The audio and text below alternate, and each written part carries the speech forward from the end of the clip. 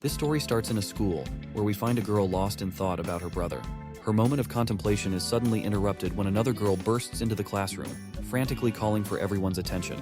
She excitedly announces that she's just seen the cutest guy in the office. Apparently, he's a new transfer student and a third year. As soon as the girl from before hears this, she realizes it must be her brother. Before we dive deeper into the story, the girl narrates that her brother was thought to have died in a plane crash with their parents. But miraculously, he returned after 10 long years. When she saw her brother for the first time, she could hardly believe her eyes. Their grandpa had the same reaction upon seeing him alive. When her brother looked at her, she was startled, but he just smiled in response and asked if she was his sister Dayon. Suddenly, Dayon is yanked out of her flashback by a bunch of girls trying to bully her. These troublemakers demand that she hand over the gym uniform she's brought with her. Dayon tries to reason with them, pointing out that if she gives up her uniform, she won't have anything to wear. Blondezilla just snickers at this and then starts yelling at her.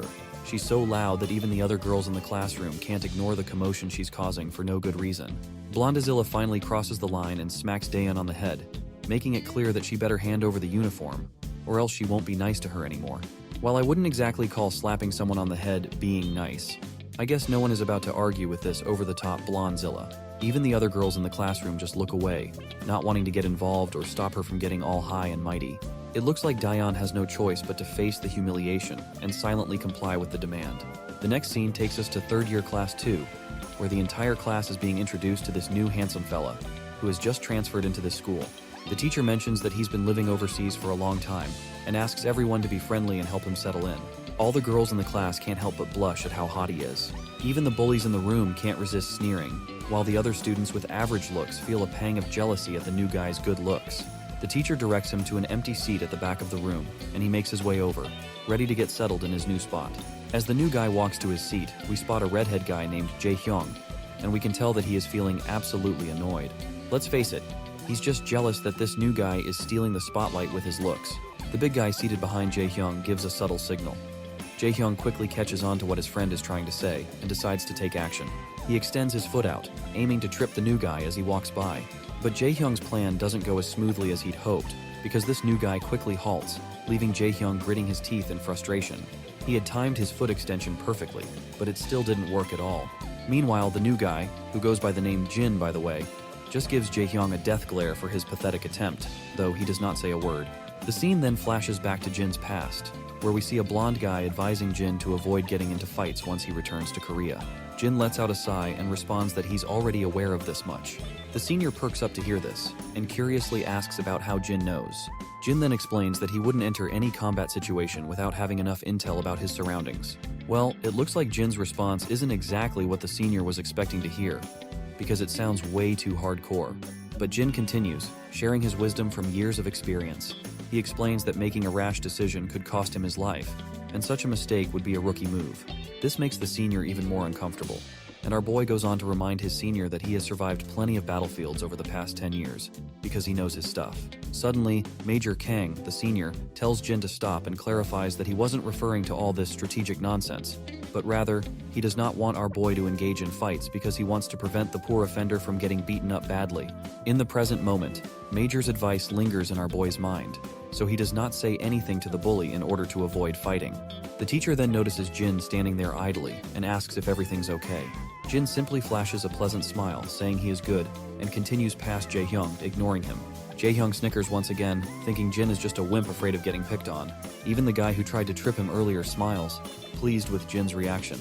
Once Jin reaches his seat, the teacher tells one of the students to help him get ready for the first class. With that, the teacher leaves after wishing Jin a good time studying. The student sitting next to Jin quickly introduces himself as Youngchan Park, and our boy returns the gesture, introducing himself as Ijin Yu. Youngchan then nervously glances over his shoulder to make sure no one's watching, and leans in to whisper to our boy that he saw what Jae-hyung was trying to do. He explains that Jae-hyung Lee is a troublemaker, but there's also another bully to watch out for, which is Hyuk-jin Ju, who's just as bad. Jin takes a closer look at both of the troublemakers, while Youngchan further reveals that the next class is math. Jin thanks his new friend for the heads up, and Youngchan is relieved to see that our boy isn't just another bully. He tells our boy to feel free to ask him anything, and he'll do his best to help out. The math teacher arrives and instructs everyone to open their textbooks. He starts solving math problems on the board. Some students are busy taking notes, while others look utterly bored. Jin takes in the scene, noticing that Youngchan is diligently paying attention, while some students are dozing off or messing around on their smartphones. He also glances out the window and sees a group of students playing in the playground. Jin's mind drifts back to his days as a mercenary.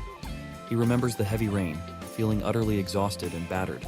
The chaos of his past life, the constant roar of guns and explosions, seems to have left a permanent mark on his mind. Yet, in the present moment, as he closes his eyes, there's no unpleasant noise. Everything feels unexpectedly peaceful and serene. As dawn approaches, students start heading home. Among them is Dayan, who spots her brother standing nearby. She's momentarily startled and asks if he's been waiting for her. He replies that yes, he was hoping to walk her home. However, he adds that if she has other plans, she's welcome to go on her own.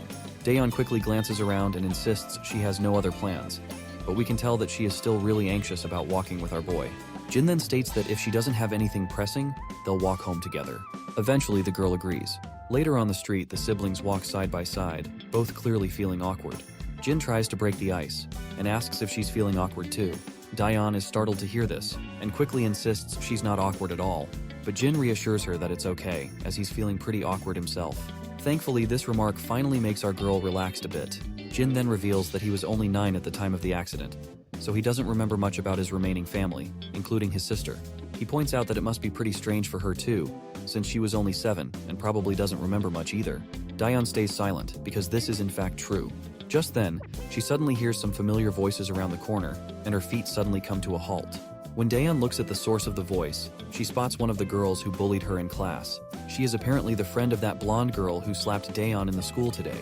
The bully girl immediately notices Dayan and calls her out. Dayan breaks into a sweat, feeling uncertain about how she is going to handle the situation. One of the guys sitting with the bully girl asks who Dayan is. The bully girl reveals that Dayan is the girl Huijin dislikes, and Huijin is the same blonde girl who slapped her earlier. The bully girl also spots her brother walking along with Dayan and starts teasing her, asking if she's out with her boyfriend. She adds some colorful remarks, saying she didn't know bitches could date as well. Our girl quickly gets timid and frantically tries to reassure her that Jin is just her brother. Well, this comes as a surprise to the bully girl, who didn't know Dayan had a brother. After hearing the rude comments, Jin asks Dayan if this girl is a friend of hers. Dayan timidly agrees and admits they know each other from their homeroom.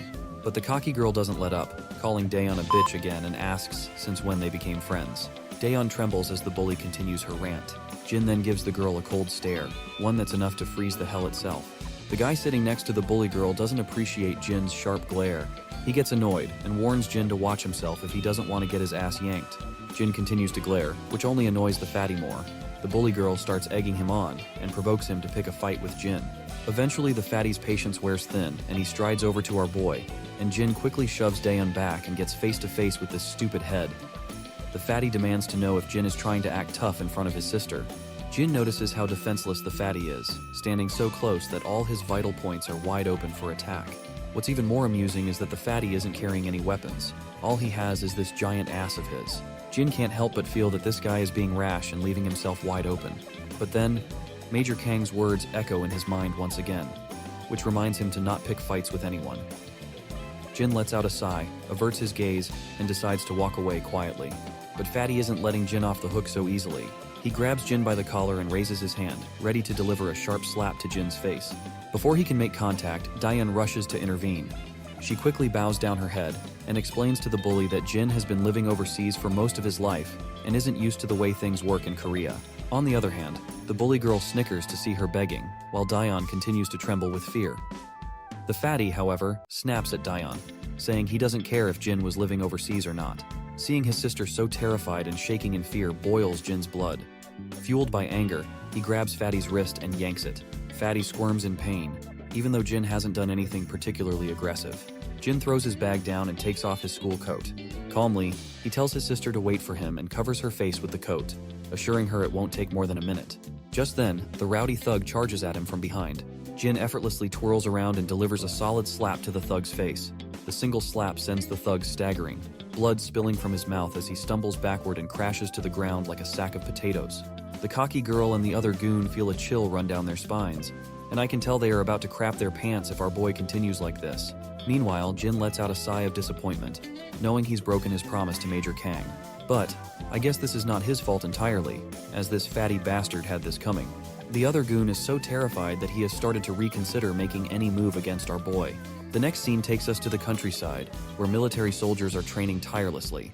Among them is Major Kang, overseeing the rigorous exercises. A fellow soldier approaches from behind and reminds Kang that today is Jin's first day at school. Hearing this, Major Kang gets concerned that despite 6 months of lessons on leading a normal life, Jin might struggle to adapt to his normal school life after so many years as a mercenary.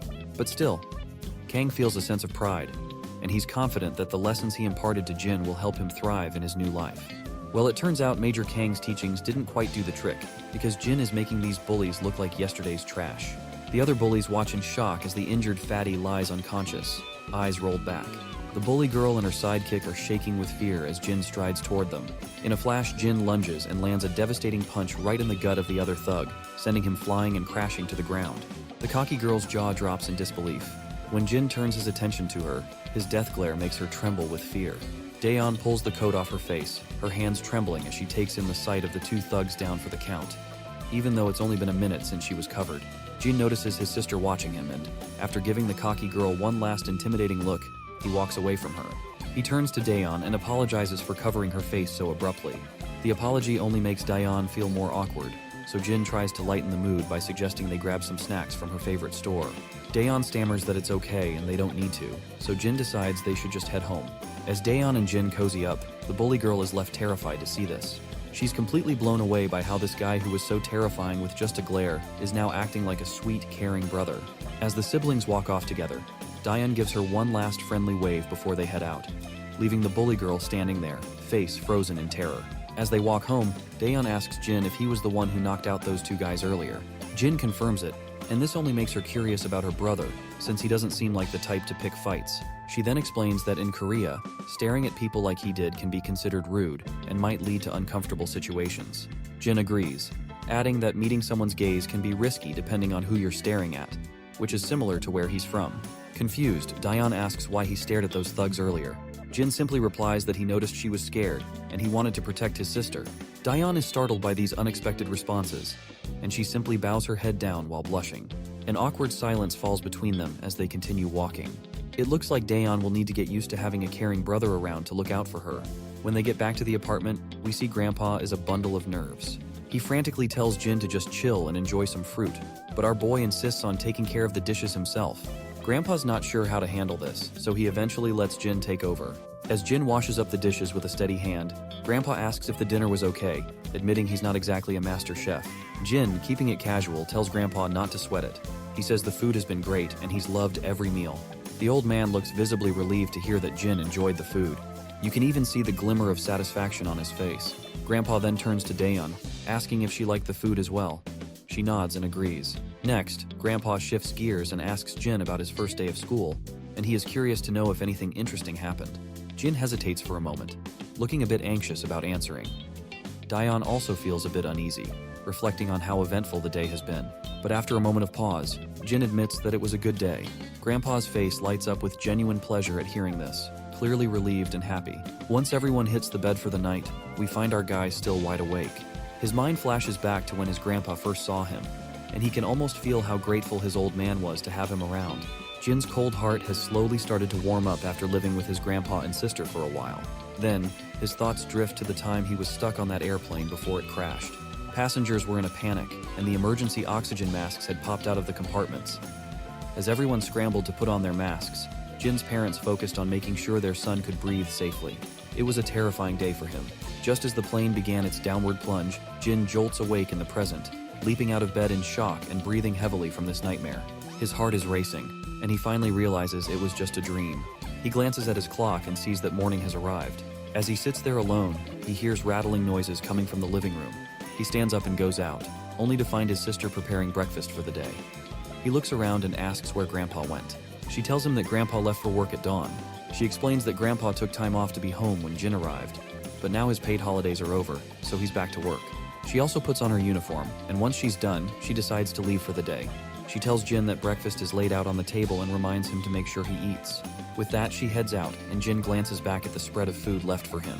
Back at school, we see the same bully girl and the blonde girl, Huijin. It turns out Huijin has discovered that the transfer student from yesterday is Daeon's brother. The bully girl anxiously confirms this. Her mind flashes back to their previous encounter with Jin, and she feels devastated remembering how he knocked out two of her friends with just one punch. Huijin tries to ask why the bully girl is so scared, but the bully girl remains frozen in fear, unable to speak. I have grown tired of calling her a bully girl, so let's just give her an appropriate name, and let's call her Chicken Shake from this point onward. Huijin continues to press Chicken Shake about what happened. Finally, Chicken Shake swallows her fear and says they should stop picking on Daeon from now on. The glare Jin gave her is still burned into her mind and she can't shake it off. Despite her fear, she tries to reassure herself that everything will be fine because Huijin and her brother are basically the top dogs, and everyone at school bows down to them. After a while, we see Daeon again. As usual, she gets brutally smacked on the head. When she turns around, she sees Huijin and Chicken Shake together, once again there to bully her. Daeon quickly asks what they both want now, to which Huijin tells her to come with her for a second. Our girl asks where they are going. The cocky blonde is clearly ticked off and snaps at Daeon, telling her not to get too big for her boots and to follow orders if she doesn't want to get beaten down. She adds that having a brother isn't going to change a thing. A little while later, we find ourselves at the school's recycling station, where Daeon is getting absolutely pummeled by the cocky blonde. After a few solid kicks, the blonde tells Daeon to keep her head down. Daeon, trying to catch her breath, asks why she's getting beaten up in the first place. That's when Huijin reminds her about her brother. She tells Daeon that her brother doesn't have to act like a tough guy, and warns her to explain to her brother to stop getting so full of himself.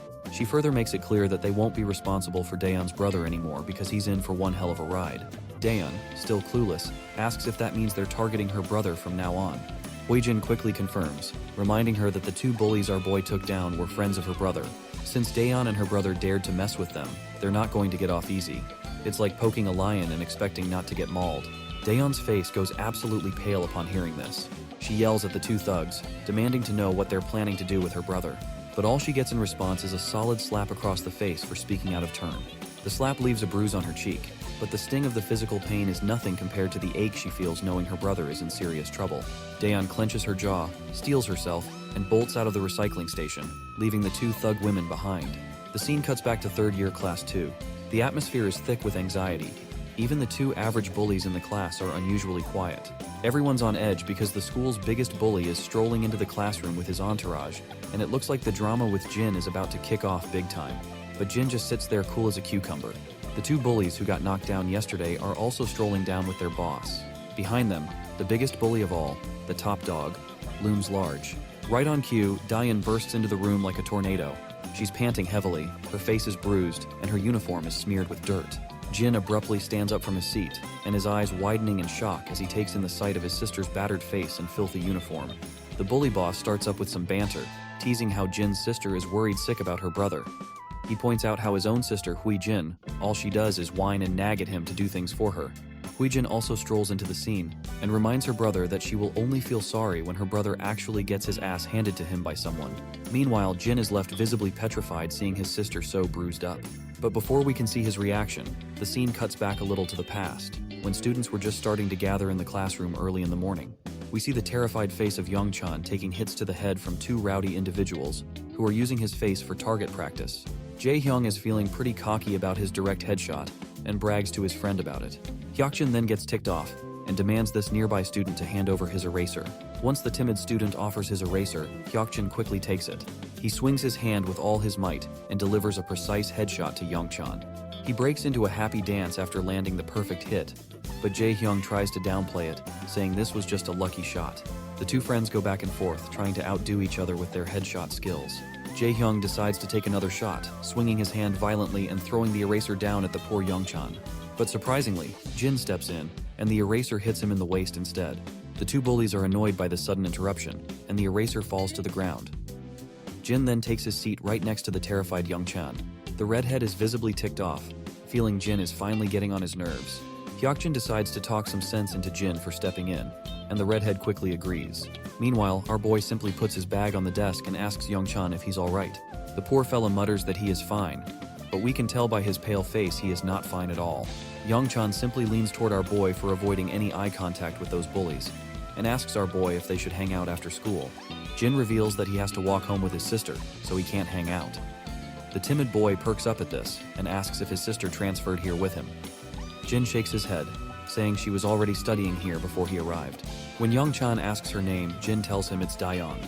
Youngchan is startled to hear this, and Jin notices his sudden reaction, so he asks his friend if he knows her.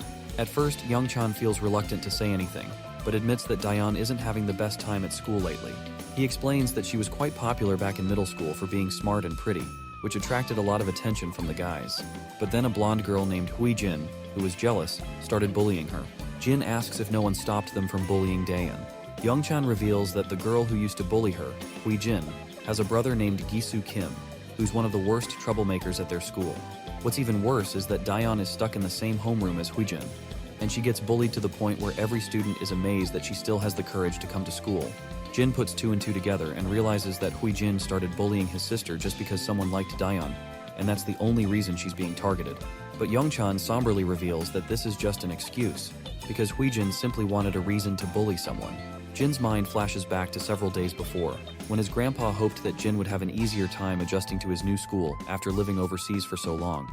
The grandpa then turns to his granddaughter and asks if she's doing well in school too.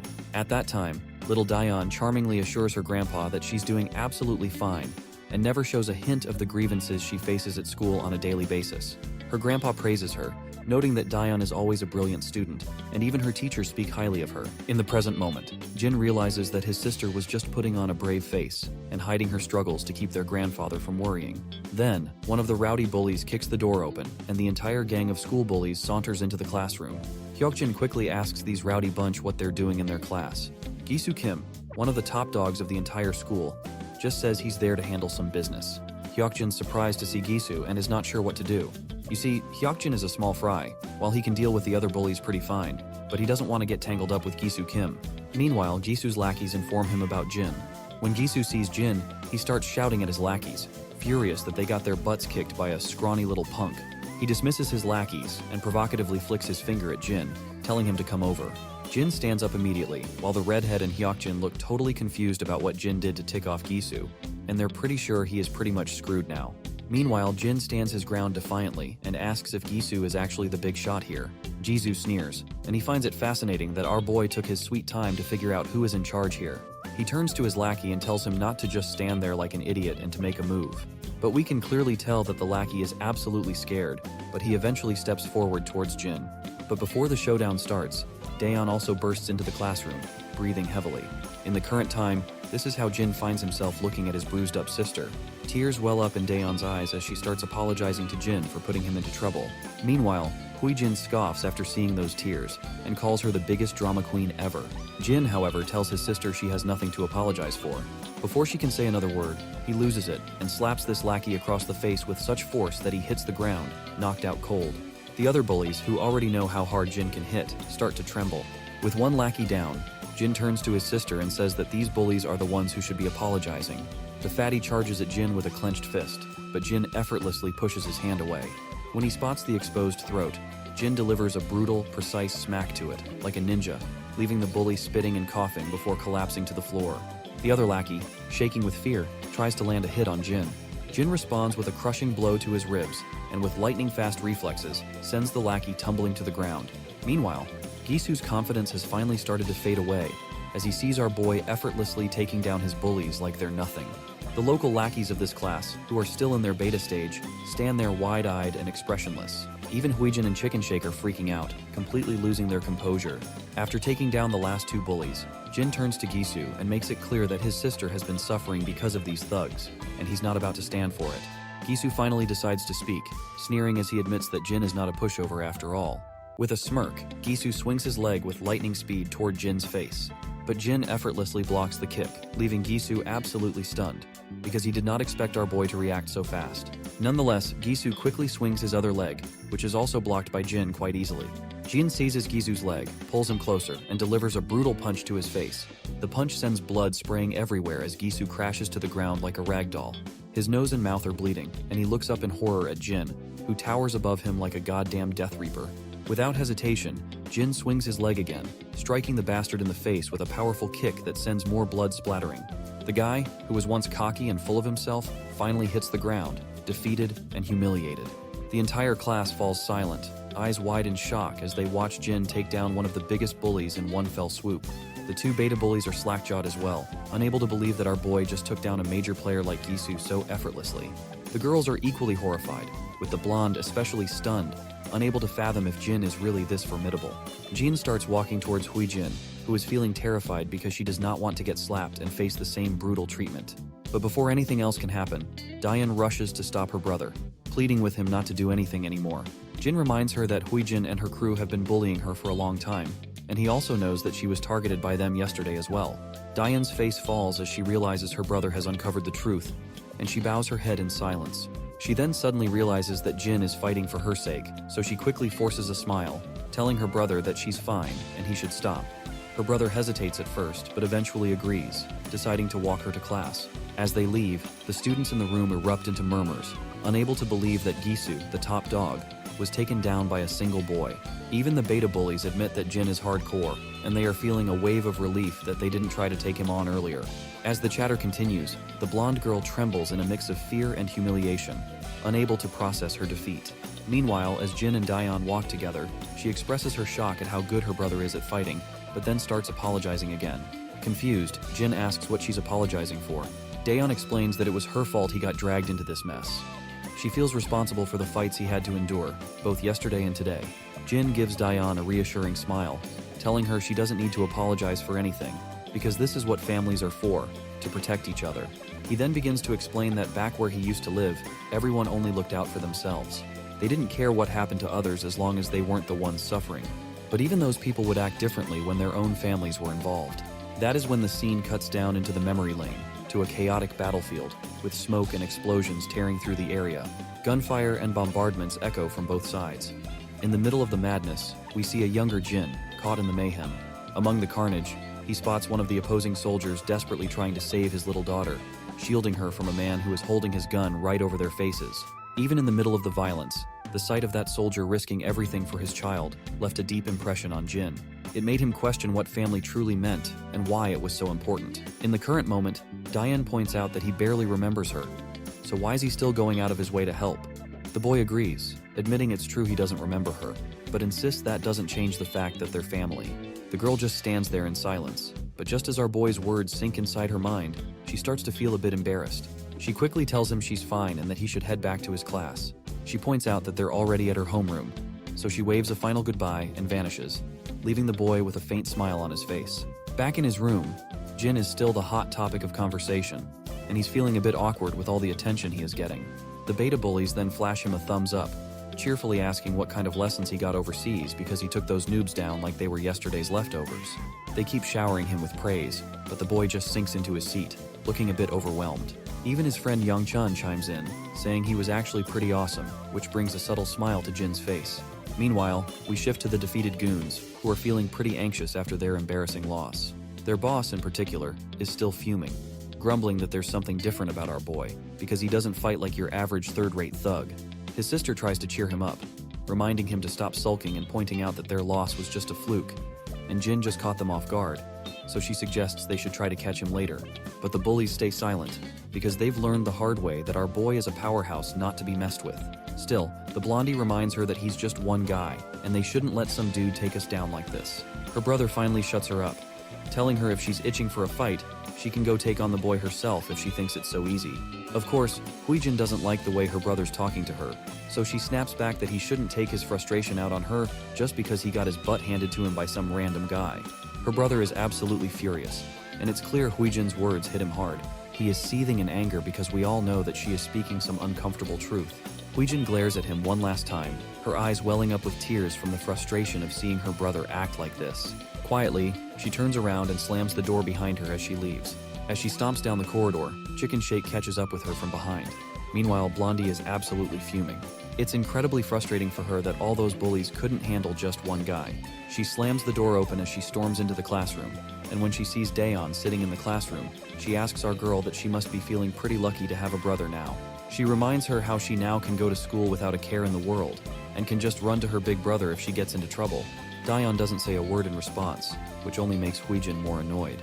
She thinks Daeon is giving her the cold shoulder just because she has her brother around. She grits her teeth in frustration and makes it clear that she won't let Daeon do whatever she wants just because she has a brother. As dusk starts to settle, students begin heading home, and among the crowd is our girl, looking pretty dejected. She's lost in thought, recalling the scene where her brother stood up for her and fought those thugs. She remembers him saying they're a family, and wonders if this means she can finally go to school without worrying about getting bullied. Her mind drifts back to her miserable days under Huijin's rule, where she was constantly bossed around and obeyed every command like a faithful dog. Whenever she tried to speak up for herself, she'd get slapped down. Suddenly, her brother appears behind her and asks if something's bothering her. She is startled by this sudden call, but our boy reminds her that he'd called her a few times already. But she did not respond. The sister quickly says sorry, explaining she didn't hear him, and then asks if he was waiting for her again. The boy nods, saying he was because he still doesn't know his way back home. So, they start walking together, talking about how they should grab some groceries on the way, since Grandpa always gets super hungry when he's home late. As they walk side by side, that rowdy bitch stands behind them. She's looking utterly mad and just can't handle seeing the smile on our girl's face. This bitch is biding her time, waiting for the perfect moment to make Daeyeon forget how to smile. In the next scene, we see our duo is shopping around the store. The girl seems to be having a tough time choosing what to get, while people around the store are looking at our duo. Girls in the store can't seem to take their eyes off our boy, and Daeyeon can't help but notice how much attention he's drawing from the ladies. She knew he was popular at school, but it seems he stands out even outside of it. Out of curiosity, Daeyeon finally asks her brother if he's ever had a girlfriend back when he was overseas. The sudden question takes him by surprise, and he looks like he's never even heard of the term girlfriend before. Seeing his confusion, Daeyeon clarifies, saying she means a girl he might be dating. He simply replies that he hasn't had any, which prompts his sister to suggest that he should consider having a girlfriend, especially since he's always attracting girls like a magnet wherever he goes. The boy stays silent for a moment before saying that he's always been too busy to have time for a girlfriend. Daeyeon understands where he's coming from, especially since he's been busy adjusting to a new country. That's when the boy turns the question back on her, asking if she's ever had a boyfriend. The question catches her off guard, and she quickly replies that she hasn't had one either. When he asks why not, she just says she's been busy as well. When they finally get home, we see our boy has been gifted a Samsung Galaxy phone by his grandpa. He's a bit disappointed because he wanted an iPhone instead. Grandpa quickly educates his grandson that iPhones have lousy battery life, so it's better to use a Samsung instead, especially since all the kids nowadays have iPhones. It's kind of a funny jab, suggesting that having a Samsung might actually make him stand out. Daeyeon, on the other hand, is pretty excited because she wanted a Galaxy phone for herself, and she can tell it's the latest model. The boy starts playing around with the phone, while Grandpa reveals that he's already saved Daeyeon's and his own number in it. Daeyeon is surprised to find out that Grandpa saved the phone numbers himself, since she usually helps with stuff like that. Grandpa quickly clears it up, saying he got some help from the salesperson. He adds with a grin that he's heard how the younger crowd loves to unbox new things themselves, so he hoped our boy wouldn't mind that he opened the box to save their numbers. In response, Jin quickly says he's totally fine with it. Grandpa then apologizes to Daeyeon, saying the store only had one of those phones, so he couldn't get one for her too. Daeyeon reassures him it's no big deal, and they end up having a great dinner, chatting and enjoying their family time. Later that night, the boy is still playing around with his new phone, and he is really digging into the Galaxy experience. He starts to think maybe Samsung phones aren't so bad after all, and could be even better than iPhones. The scene cuts to Major Kang, who's busy working at his computer when his phone rings. He picks it up and sees it's Jin, who lets his senior know that he's got a new phone and this is his new number from now on. The senior is a bit surprised by this news, and even the junior standing behind him asks if Major Kang didn't already give Jin a phone. Major Kang confirms that he did. That's when the senior gets tomato red with anger, pointing out that he had given Jin the most expensive iPhone they had, so he is kind of furious that Jin has changed his phone already. The next morning arrives, and Jin comes out of a cozy shower and notices his sister rushing out in her uniform. Before she leaves, Jin asks why she's heading out so early. She tells him she's actually running late and bolts out without wasting any time. She also reminds him that dinner is already set up, so all he has to do is put the dishes in the sink. As she's rushing down the street, she glances at her phone and is relieved to see that she'll make it on time. She had gotten delayed because she wanted to make a delicious soup for Grandpa, and seeing him smile after eating it made it all worth it. She's just happy to do something nice for him. Her moment of happiness is abruptly cut short when she gets a solid kick to her ribs and crashes to the ground. Standing over her are three girls, all decked out in hoodies and masks to hide their identities. The one at the front tells Daeyeon to watch where she's running and accuses her of nearly breaking her ankle. It's clear these girls are just looking for trouble and making excuses to pick a fight. They demand that Daeyeon apologize for her so-called blunder. The poor girl quickly nods and says she's really sorry. But the rowdy leader isn't satisfied and slaps Daeyeon across the face and insists she apologize like a whimpering dog. That's when one of the girls with a ponytail suggests they all head to a karaoke spot to blow off some steam. Another girl quickly agrees, saying that they definitely need to relax and have some fun. The ponytail girl crouches down to meet Daeyeon at eye level. With a smug grin, she invites our girl to join them in their karaoke session, and she is sure that they are going to have a blast there.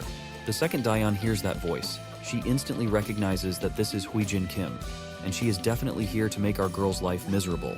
Before she knows it, they're all at a dingy karaoke place. The manager, catching sight of these shady-looking girls, can't help but feel uneasy. A while later, we see the manager again, who is pacing nervously toward the room where those girls had their karaoke session. He mutters to himself about how rowdy kids have gotten these days, and wonders what kind of mess those ladies might have left behind, because in their entire karaoke session, all he heard was loud screaming noises. The manager turns the lever and opens the door, only to find Daeon sprawled on the floor, clearly beaten up. Thankfully, she's conscious and starts to slowly get up. She fumbles with her things, her hands shaking as she gathers her stuff.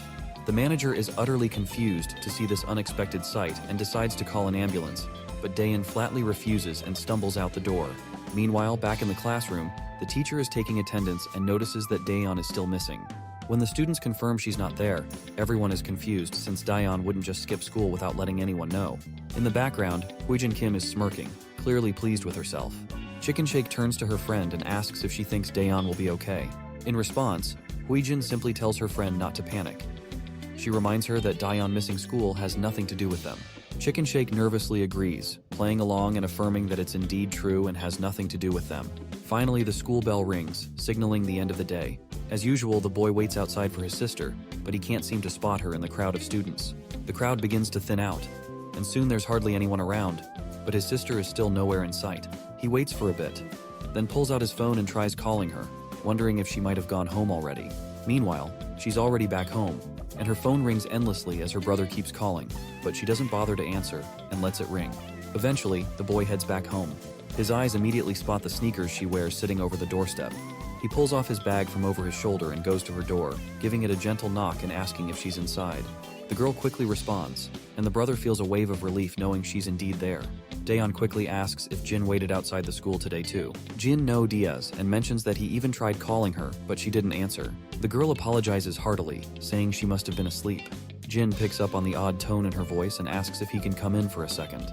Daeon quickly comes up with an excuse, saying she's in bed because she's not feeling well. Worried, Jin asks if it's something serious.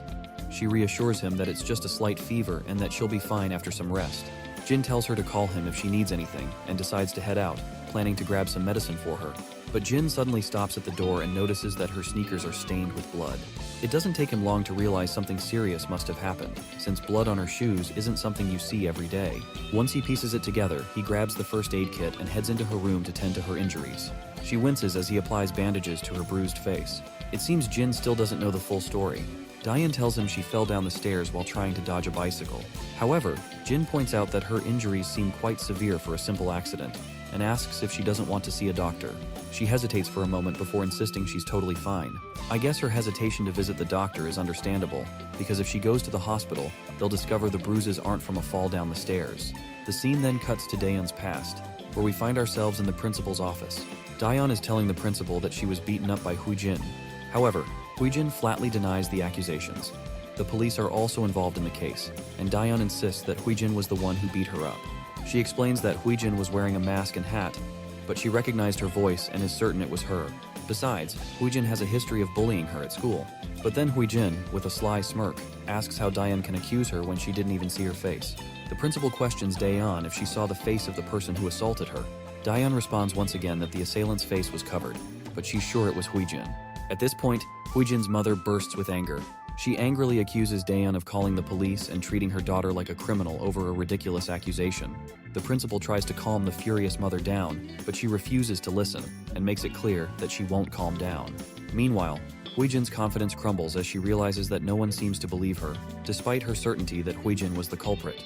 Even the police officers are skeptical. The mother demands that Daeon apologize to her daughter immediately for the accusation.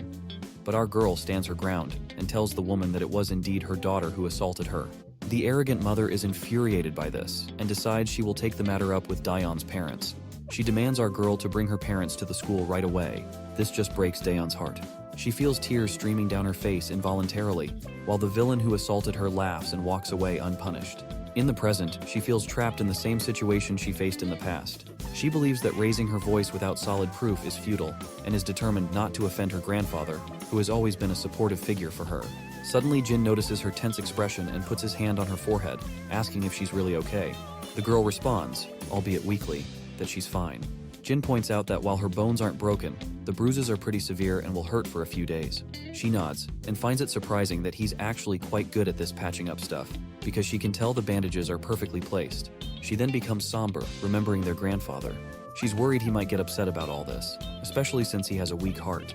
This news comes as a surprise to Jin, and the girl further reveals that their grandfather takes pills to regulate his heart health. In response, Jin promises her that he'll make sure their grandfather won't catch whiff of this predicament, and tells her to just get some sleep. As he begins to walk away, she calls out to him from behind. With a pleasant smile, she thanks him for all his help, and Jin reciprocates with the same warm smile. But once he's gone, her smile fades. She wonders if she did the right thing by not telling him everything. She feels that there's nothing a couple of teenagers like her and her brother can really do about the situation. However, we all know that Jin isn't an ordinary teenager, and I wouldn't be surprised if he already knows who was behind her injuries. Later, we find ourselves in a club where the high-energy music is blasting and people are buzzing. In the middle of it all, we spot the boss bully, Gi-soo Kim. He's gritting his teeth as he drinks and laughs with his boys. They're all discussing Jin and wondering how a single brat could manage to mess things up for everyone. One thug speaks up, reminding everyone that their downfall was due to underestimating Jin. He insists that they can take him out easily if they plan ahead. Another goon agrees, emphasizing that they can't just let him get away with this. A third adds that Jin won't stand a chance against all of them. Despite their enthusiasm, their boss knows that taking Jin down won't be a walk in the park. He's still seething from the humiliating defeat, but doesn't want to let it slide. He puts his glass down in frustration and reluctantly agrees with his lackeys. He makes it clear that going one-on-one isn't their style, so they might think of a strategic plan to take our boy down with numbers. The lackeys grin like Cheshire cats, clearly excited about their plan. This rowdy bunch may think they've got it all figured out, but they're nothing more than a pack of hyenas destined to get their comeuppance from Jin sooner or later. Just as they're planning their next move, Gi-soo's phone rings. The caller ID shows it's from someone labeled Little Bitch. It turns out to be his little sister, and it seems like even Gi-soo agrees with us that she indeed is a bitch. Anyway, she starts yelling at him, asking why he's just sitting around at the club. Gi-soo tells her to either say what she wants or he's hanging up. The girl insists that he owes her big time. Gi-soo confusingly asks what she's talking about.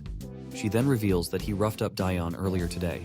She tells him they can't let the siblings get away with it, or they'll lose their authority in the whole school. Her brother, feeling a bit proud of his sister, tells her she did a good job. He reveals that they're also planning to get payback on Jin. Just then, someone walks into the club.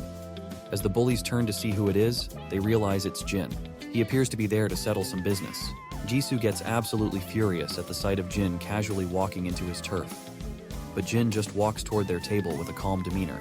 Gi-soo then feels somewhat relieved that they don't have to hunt Jin down anymore to get their revenge. However, Jin isn't there for a friendly chat either, and without wasting any time, he grabs one of the lackeys by the face and slams him down hard against the edge of the table. Another lackey charges at him, but Jin's hand moves so fast that his single punch shatters all the ribs of the attacker. The bully leader and his lackeys grit their teeth seeing their goons go down. The rest of the crew charges at Jin, but my guy just stays cool as a cucumber. As they get close, he kicks one of them down effortlessly, like a true Sigma male. Next, he grabs this purple head and slams him down on the table with a brutal thud. While this purple head is cowering for his life, Jin doesn't stop there and slams this dude against the wall like a rag doll. Then he balls up his fist and delivers a devastating blow to the fatty's face. One of the thugs grabs a glass bottle and swings it at Jin, but my guy casually knocks the bottle from his hand and follows up with a brutal whack to his face, which leaves the thug bleeding his mouth out. Another bully charges from behind, but Jin ducks down, grabs his hand, twists it painfully, and then delivers a hard slap across his face. Jin throws the thug aside and then grabs another lackey by the face. He smashes the guy's ugly mug right into his knee, breaking the thug's nose with a sickening crunch. With all the thugs down for the count, Gi-soo is left speechless, unable to process what's happening. Meanwhile, his sister is still on the line, and she quickly asks what's going on, because she has been hearing the loud commotion and chaos. Jin turns to Gi-soo with a chill in his voice, making Gi-soo shiver. He asks if he needs to repeat himself, because as far as Jin remembers, he's already told Gi-soo to stay away from his sister. Gi-soo is absolutely boggled out of his mind to see how the tables have turned. It's kind of ironic that they tried to gang up on Jin, only to end up getting their own gang banged. Jin fought like a pro and wiped the floor with everyone in just a few seconds. Meanwhile, Jin continues to question Gi-soo, asking what his sister ever did to him. Gi-soo plays dumb, pretending he knows nothing, while secretly reaching for a glass on the table. He throws the glass at Jin with lightning speed, but Jin just steps back casually, letting the glass shatter against the wall. As he stands there nonchalantly, Gi-soo grabs a bottle and swings it at him.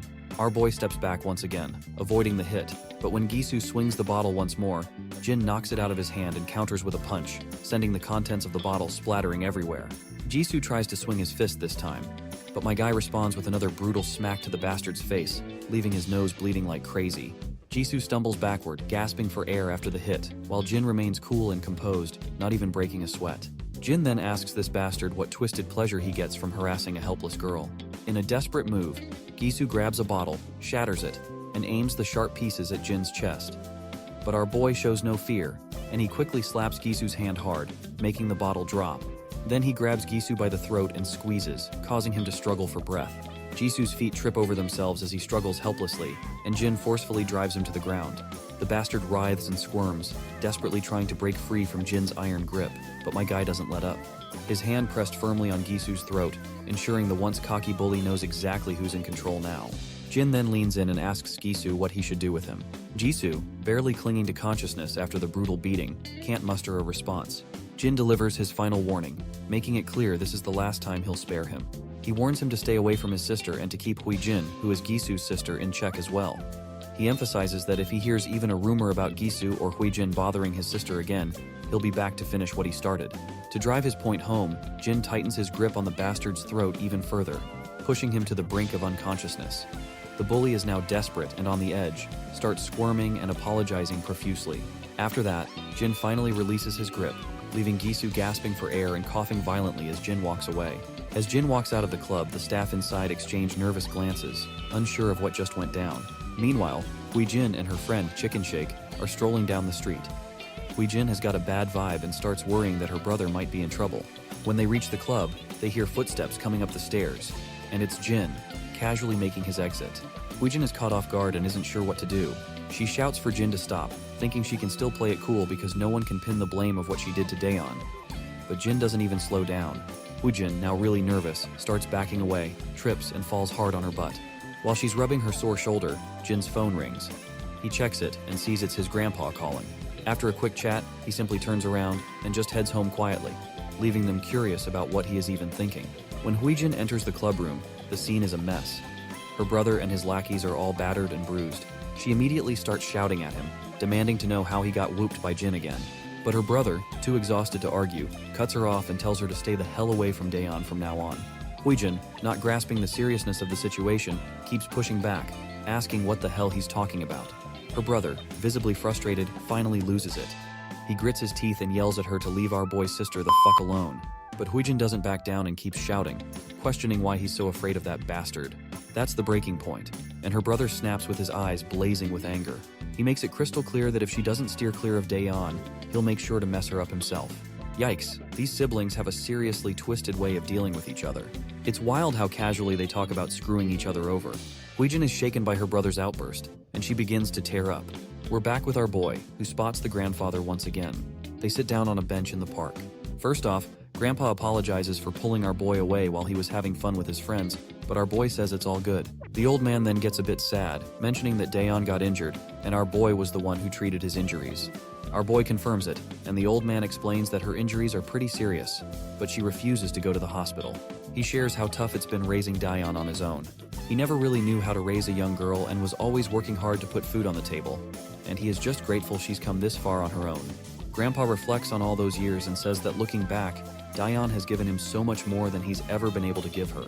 He lost everything in that accident, and Daeon was the only thing that kept him going after the plane crash took everything away from him.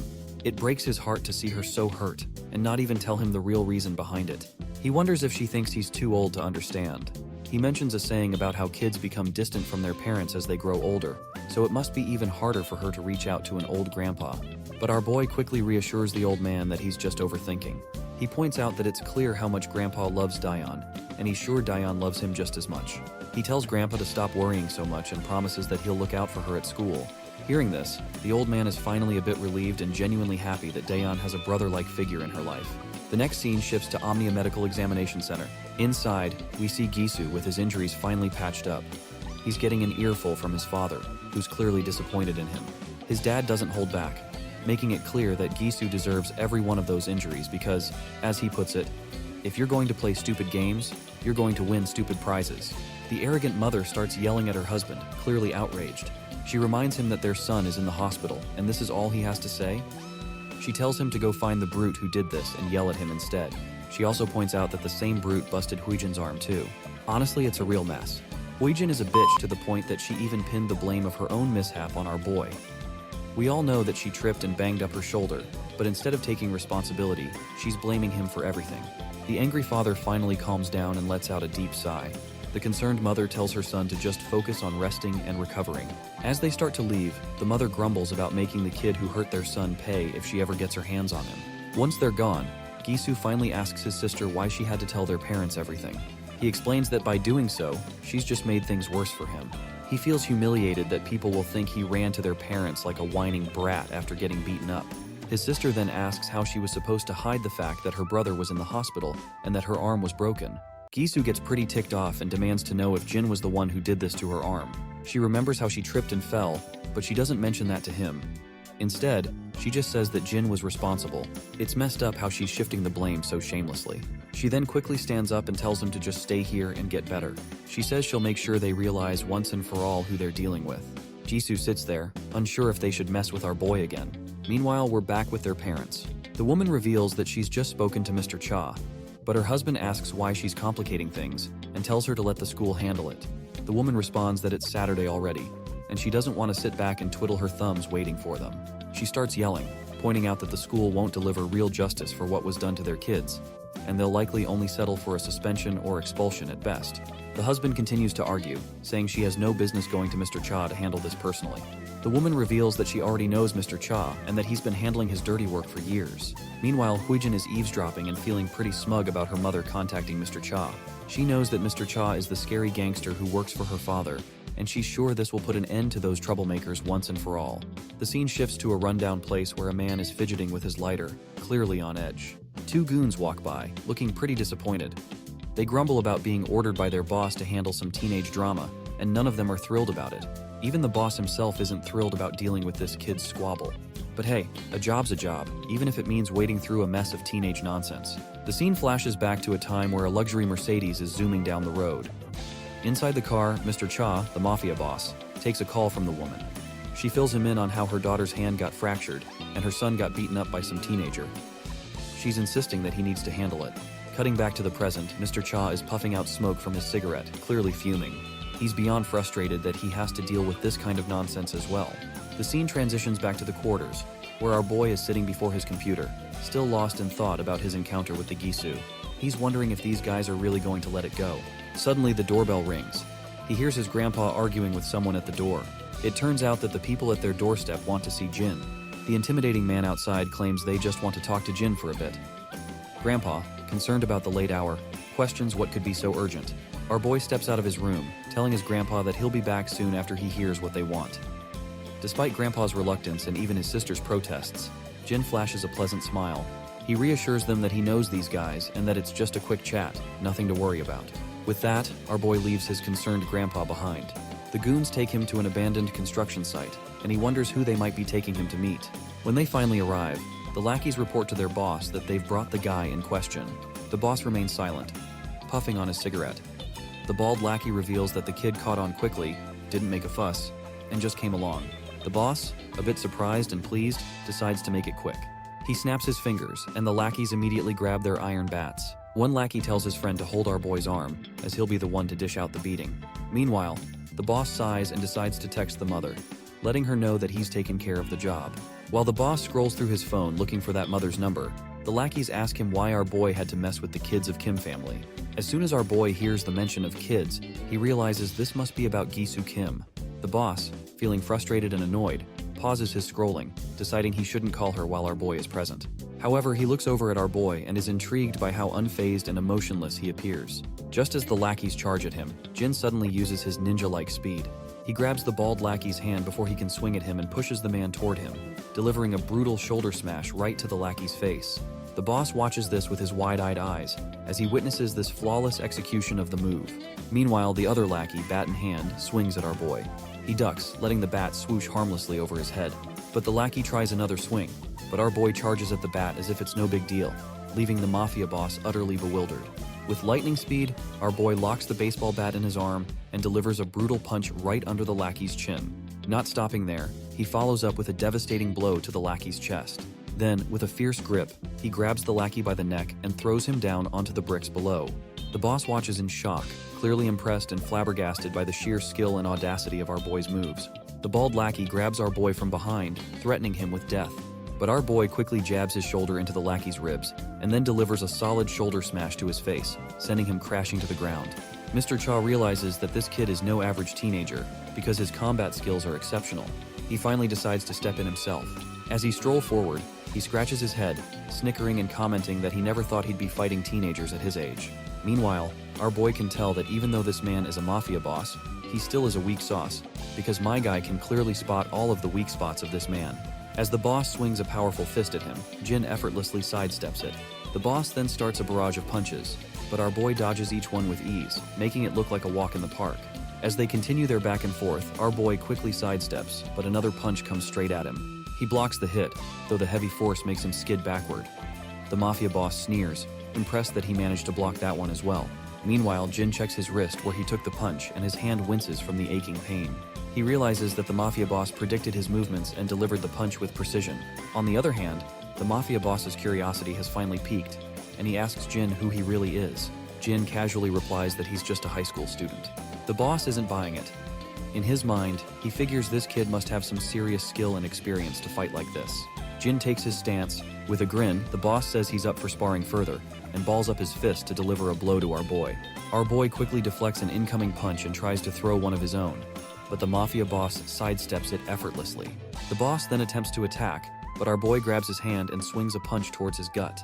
The mafia boss reacts again, causing our boy to end up landing a hit right to his face instead. Mr. Cha is absolutely annoyed after taking that hit right over his face and tries to swing another punch at our boy.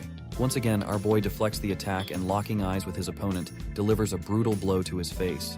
He follows this up with a series of powerful punches, knocking Mr. Cha to the ground, leaving him feeling utterly humiliated by a teenager. It's surprising to see a mafia boss who relies more on his fists than on guns. Anyway, once Mr. Cha is defeated, he grins, noticing that our boy doesn't seem rattled at all by the fight. He doesn't know where this kid came from, but he's sure that the Kim family definitely messed with the wrong person. The scene transitions to this agency, known as National Assembly Member In-Bai Kim. Inside the building, 2 guards are stationed outside an office. Inside the office, we see Mrs. Kim and Mr. Kim. The woman asks her husband why Mr. Cha hasn't responded yet.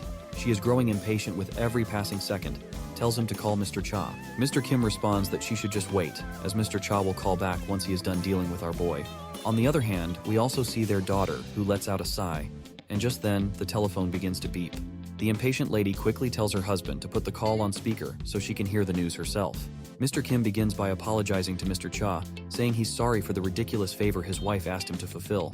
But the women, however, continue to argue loudly, insisting that their kids were attacked, so she doesn't understand how it can be called ridiculous. To everyone's surprise, Mr. Cha says that he's the one who should apologize. Mr. Kim asks for an explanation, and Mr. Cha reveals that it seems their children have meddled with the wrong person, because Cha himself also had been defeated by our boy. This news rattles Mr. Kim to the core. As far as he knows, Mr. Cha is the best enforcer in the business, and it's unfathomable that he lost to a high school kid. Just then, the office door starts rattling as someone tries to force it open. Both Mr. and Mrs. Kim look anxiously at the door. When it finally creaks open, they see soldiers sprawled on the ground, leaving the husband and wife utterly anxious and alarmed. Even their bratty daughter jumps out of her seat when they see Jin strolling into the room. The door behind him slams shut, leaving their unconscious bodyguards on the other side. Mr. Cha, still on the phone, quickly realizes that Jin has made it into their place. He leans back, letting out a defeated sigh. He's still trying to wrap his head around the fact that he got beaten by a single high school kid. He's now anxious about how to deal with this mess. Inside the room, Hui-jin jumps up from her seat as Mrs. Kim starts yelling at Jin, demanding to know if he's the kid who beat up her children. On the other side, the man at the desk demands to know how Jin managed to get into his office. That is when this stupid woman begins to grit her teeth in frustration, because she is pissed that her husband is not overreacting like her. The husband remains calm and composed, and asks again, more insistently, how Jin got past the security. Jin just shrugs and casually replies that he simply passed the guards blocking the entrance. Mr. Kim is even more shocked and confused, not understanding how Jin managed to beat Mr. Cha and all the security guards. What bothers him even more is how Jin even found out that he's living here. That shithead woman starts yelling again, telling Jin to stop giving them attitude. She quickly begins dialing the emergency hotline to report Jin for assaulting her kids and breaking into the office. Meanwhile, Huijin feels a sense of pride in her mother's actions. She believes that involving the police is a good move, thinking that even if Jin has impressive fighting skills, the law will take care of him. The arrogant mother tries to intimidate Jin with her threats, claiming she'll call the police or even the district attorney because she thinks Jin has no idea who he's dealing with. Jin, however, remains calm and responds that he has a pretty good idea. He points out that her husband is a second-term assembly member currently running for office. The woman scoffs, asking Jin if he knows so much about their status. Then why did he assault her kids? On the other hand, Huijin smugly sneers, feeling satisfied that they've cornered Jin, and faintly tells him that it's game over. The authorities pick up the call, and the lady starts yelling into the phone, demanding that the officers reach Kim's office right away. But before she can say anything more, she falls silent when she hears something unexpected. Apparently, Jin plays the full footage of the karaoke room where Huijin and her lackeys assaulted her sister. The undeniable evidence leaves Huijin speechless, her eyes widening in shock as if they might pop out of their sockets. Mr. Kim stays silent, feeling utterly devastated. The screams of Daeon begging for forgiveness echo through the room, as the trashy ladies continue to beat her to a pulp. Seeing the concrete evidence, Mrs. Kim's jaw drops, and she quickly hangs up the hotline, saying she'll call them back later. On the other hand, Huijin starts yelling at Jin, demanding to know how he got those files. Jin remains silent for a moment, and then the scene flashes back to the outside of the Kim's residence. Inside one of the rooms, Jin is seen sneaking around the house.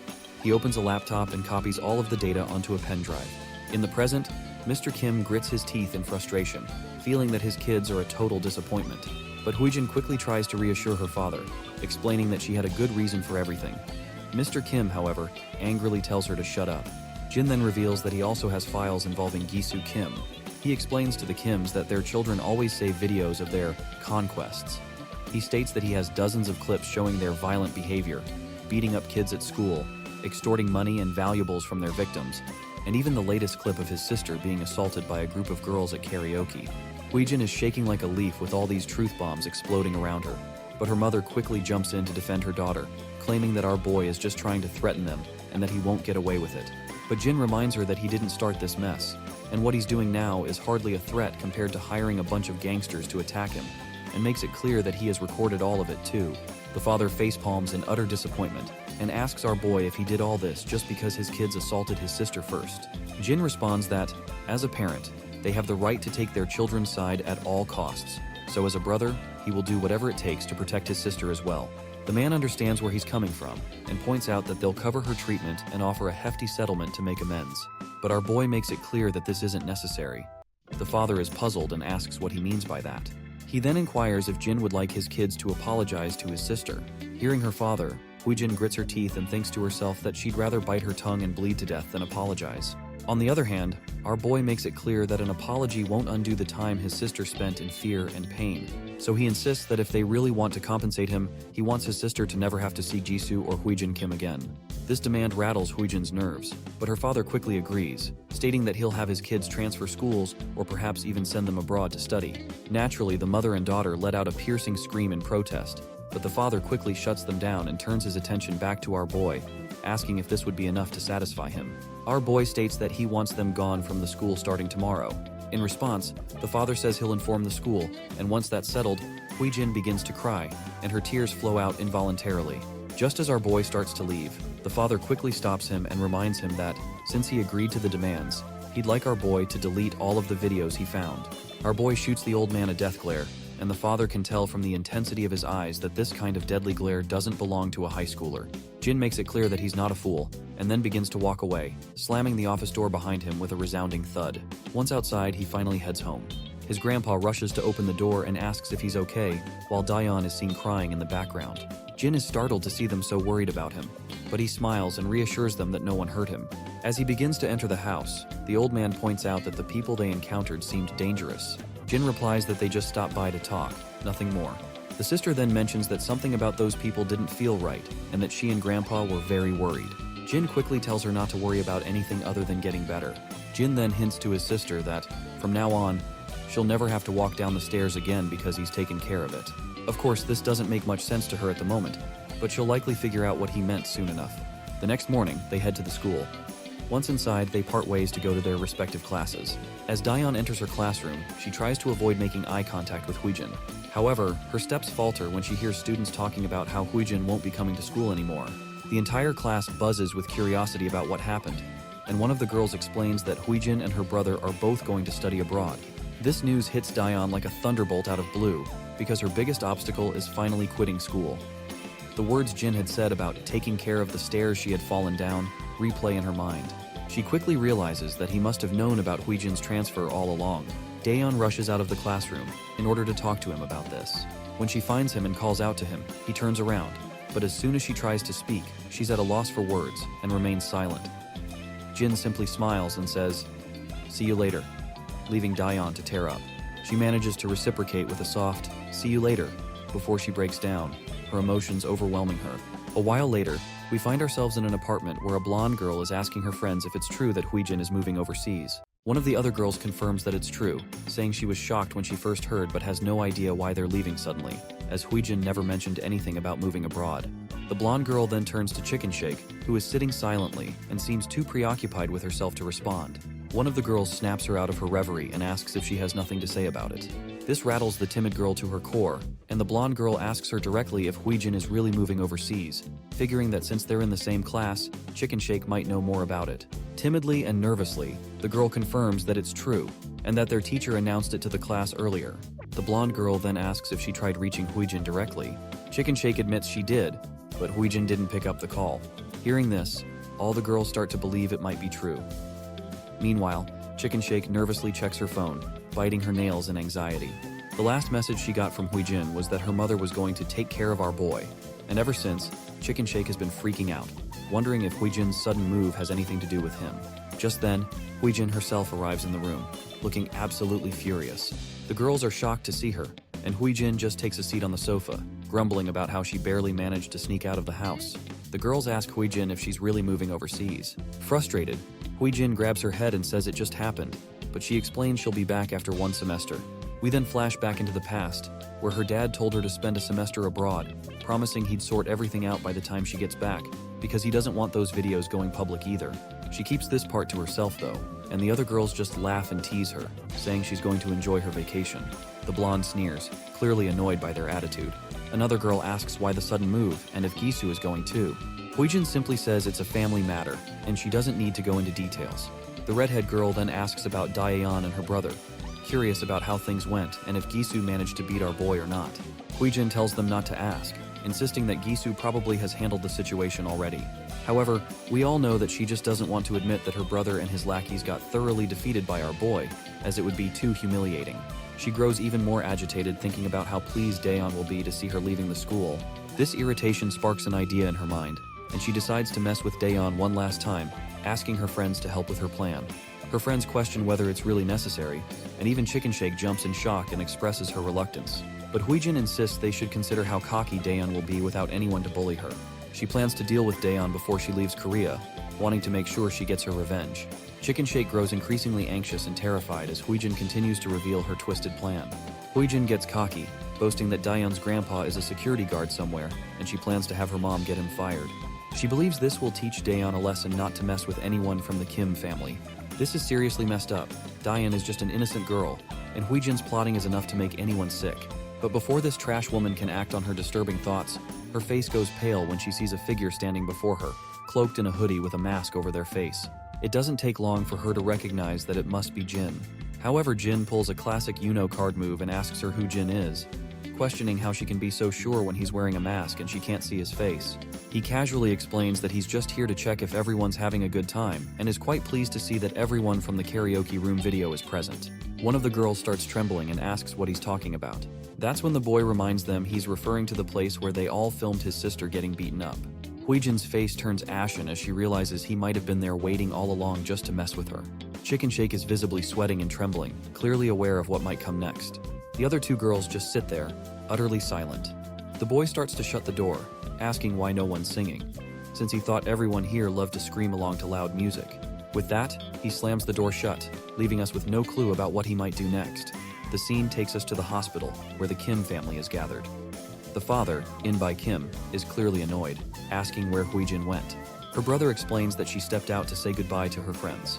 Inbai's irritation grows as he asks why she left when she was supposed to stay put until they had everything sorted out. Just then, a guy bursts into the room, quickly turning on the TV and telling his master he needs to see what's going on. On the screen, it's clear that our boy has already made the videos of what Huijin did go viral. The footage is spreading fast, and the situation is quickly becoming a public spectacle. The entire Kim family falls silent as they watch the news. The reporter continues to drop bombshells, revealing that there are dozens of violent videos circulating, with many more incidents likely unrecorded. Civic groups and politicians are now proposing a special bill to bring the culprits to justice. Gisu starts to lose his composure, and the reporter adds that the nation is especially appalled by the revelation that the culprits are the children of candidate Inbai Kim. It's clear that the father is in deep trouble, and it's all thanks to his outrageous wife who pushed everything to this point. Given Huijin's plan to make our grandpa jobless, it seems they're getting exactly what they deserve. We cut back to our boy being grilled by Mr. Cha, who demands to know why he went ahead with his plan when he had already come to terms with the Kim family. Our boy's mind flashes back to the past, where we find him learning all about the Kim family's deep political connections. He reveals that it was highly unlikely everything would have gone smoothly, so he did what he felt had to be done. In the present, he admits he did not honor the agreement they had. Mr. Cha questions whether he really thinks the Kim family would just let him walk away. Our boy confidently asserts that he's probably the last thing on their minds right now. It seems our boy might be right. The reporter continues to drop more bombshells, revealing recent evidence of Inbai Kim's involvement in money laundering, bribery, and election fraud. The evidence is so damning that even his fellow party members are calling for a strict investigation, with everyone trying to cut ties to avoid any damage to their party. As soon as Mr. Kim hears this, he slumps down on the bed like a lifeless doll. Back with Mr. Cha, he seems to suspect that our boy has dug up some data about his past as well, and Cha does not want to get exposed to the law just like the Kim family. So he quickly asks who our MC really is. Our boy responds simply, saying he's just an average teenager. Mr. Cha smirks at this ridiculous remark, noting that nothing about Jin is average. The scene shifts to the classroom, where the girls are feeling anxious and blushing as they see Jin. They whisper among themselves, trying to muster the courage to approach him and ask him something, but everyone remains too shy to make a move. As Jin sits lost in thought, his phone rings. It's Daeun, letting him know that she can walk home by herself today and telling him to take a break and hang out with his friends. Jin is puzzled by the concept of hanging out and wonders how to go about it. Just then, one of his friends, Young-chan, pops up and greets him. As Young-chan sits down, he asks if he is busy today. Our boy remains silent, which prompts Young-chan to remember that Jin always walks his little sister home, so he must be busy after school. But not surprisingly, Jin tells his friend that he's actually free today.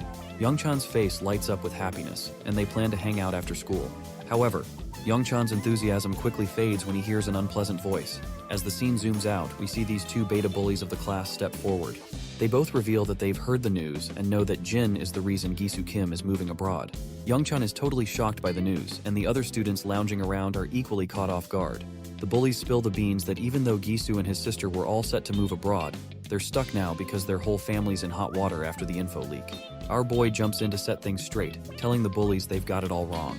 But Jae-hyung chimes in, saying there's no need for modesty because everyone knows our boy trashed Gisu and his crew at their hideout a couple of days ago. Hyokjin backs him up, explaining that Jin took them all out by himself, and now everyone's saying Gisu is too embarrassed to show his face at school. He's itching to hear just how badly our boy must have beaten Gisu to make him leave the country altogether. Young-chan is finally convinced that Jin is actually a skilled fighter, and that his performance that day wasn't just luck.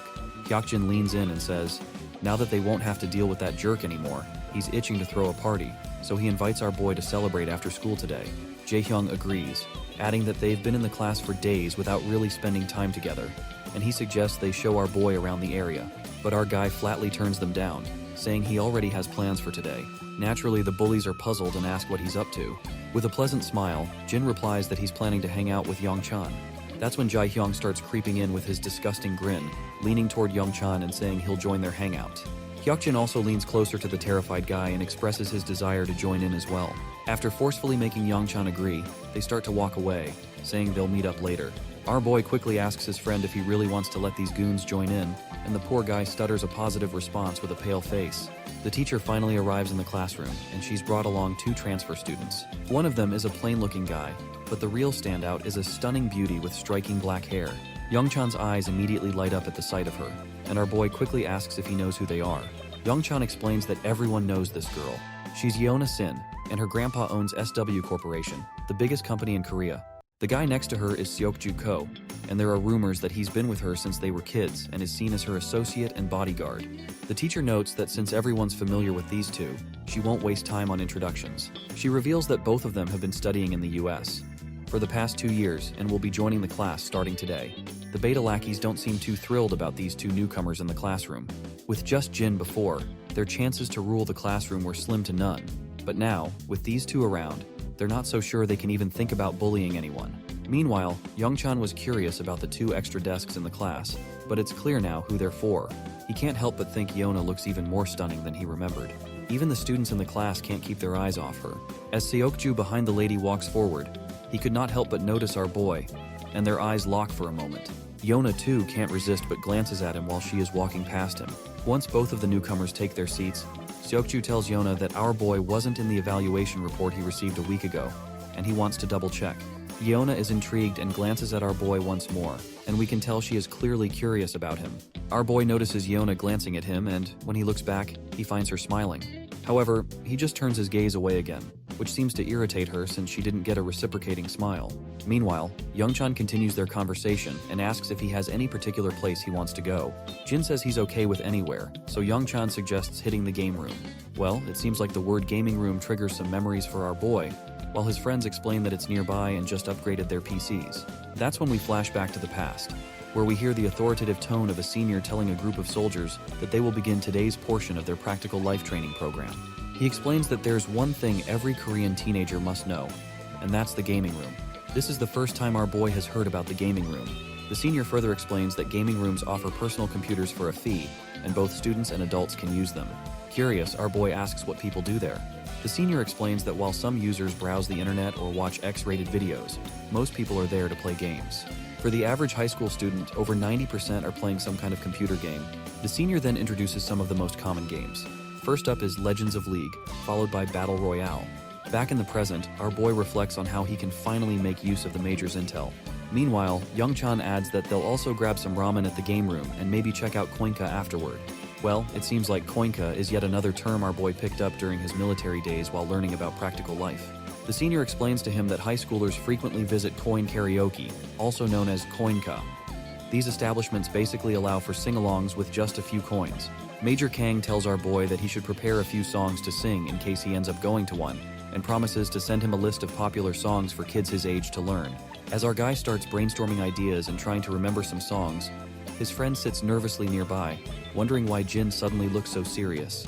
Once the bell rings, the students head out for the day, and that's when we see this hottie once again. And as usual, she is with her lackey. Apparently, they're discussing our boy, and discover that he transferred just a few days ago, is 18 years old, and happens to be Daeon Yu's older brother. Yona is surprised to learn that Daeon has a brother because she thought her only family was her grandpa. Seokju Ko agrees and explains that Daeon has been living with her paternal grandfather since her parents and brother died in a plane crash. Yona then asks how she still has a brother. Seokju Ko replies that it's hard to believe, but apparently, her deceased brother has suddenly come back to life just before they transferred to school. He suggests they should dig a little deeper into our boy's past. Meanwhile, it's gotten pretty late already, and we find our boy strolling alone. His phone keeps ringing with notifications from his friends, showing they had a blast at the gaming center. We flash back to the gaming club, where we see Hyokjin, our boy, Jaehyung, and Youngchan all hanging out. Everyone is amazed by how Youngchan carried them through the game. Jaehyung even asks about his rank, guessing it must be Diamond or Master. Their jaws drop when Youngchan timidly reveals that he's actually at Challenger rank. From that moment, their attitude toward Youngchan shifts completely. In the present moment, even our boy finds this sudden change odd as they keep chatting excitedly about Youngchan's impressive rank. As he's looking at his phone, his sister arrives. He quickly asks her what she's doing here.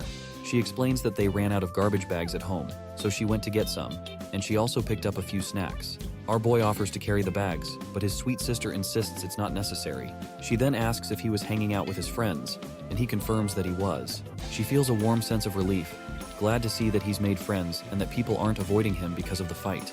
When she asks where he went, he bluntly replies that he went to the game room. Well, it seems like this isn't exactly what she expected to hear, as she thought he might have developed different interests after living overseas for so long. Curious about her own experiences at school, he asks how things have been for her. She pauses for a moment before responding that school hasn't been this fun in years. She then asks if he also had something to eat. He nods, saying they had a blast at the game room, where every kind of snack was available. He then asks her about her plans, and she mentions that she's waiting for Grandpa to come home so they can eat together. Our boy then asks if he can join them, which confuses her since she thought he'd already eaten. He awkwardly admits that he's still a bit hungry. We already know that our boy just wants to have some quality family time. When they get home, there's a spread of delicious food laid out on the table, and they all seem to be having a great time eating together. It does seem odd that Grandpa only works a security job, yet they have such a variety of food every day. It's a bit of a mystery how they manage that. As they're having a good time eating together, our boy's thoughts drift back to his mercenary days.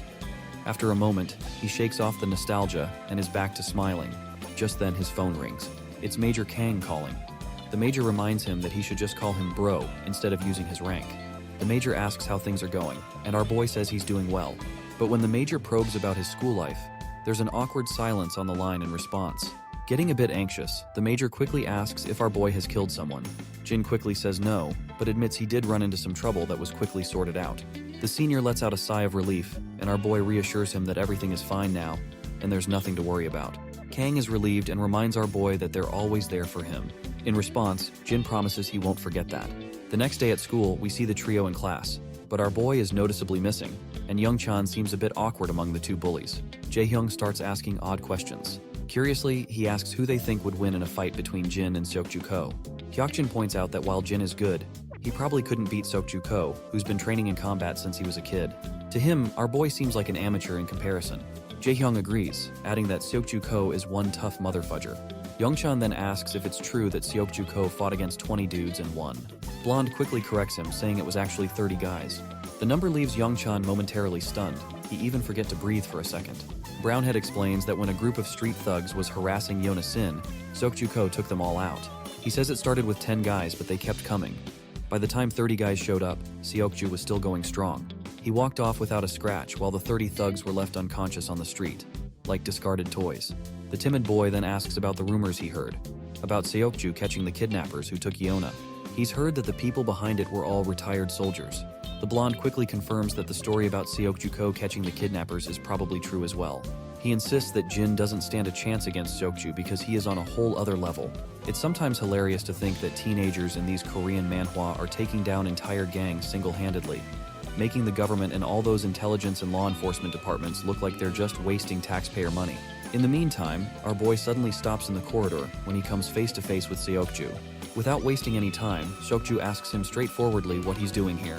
Confused, our boy makes it clear that he doesn't understand what he is getting at. Seokju simplifies his approach and asks why he is lying about his identity. He mentions that he's heard our boy had a hand in Gisu and Huijin Kim moving away. Jin clarifies that he did have some beef with Gisu, but he had nothing to do with their departure.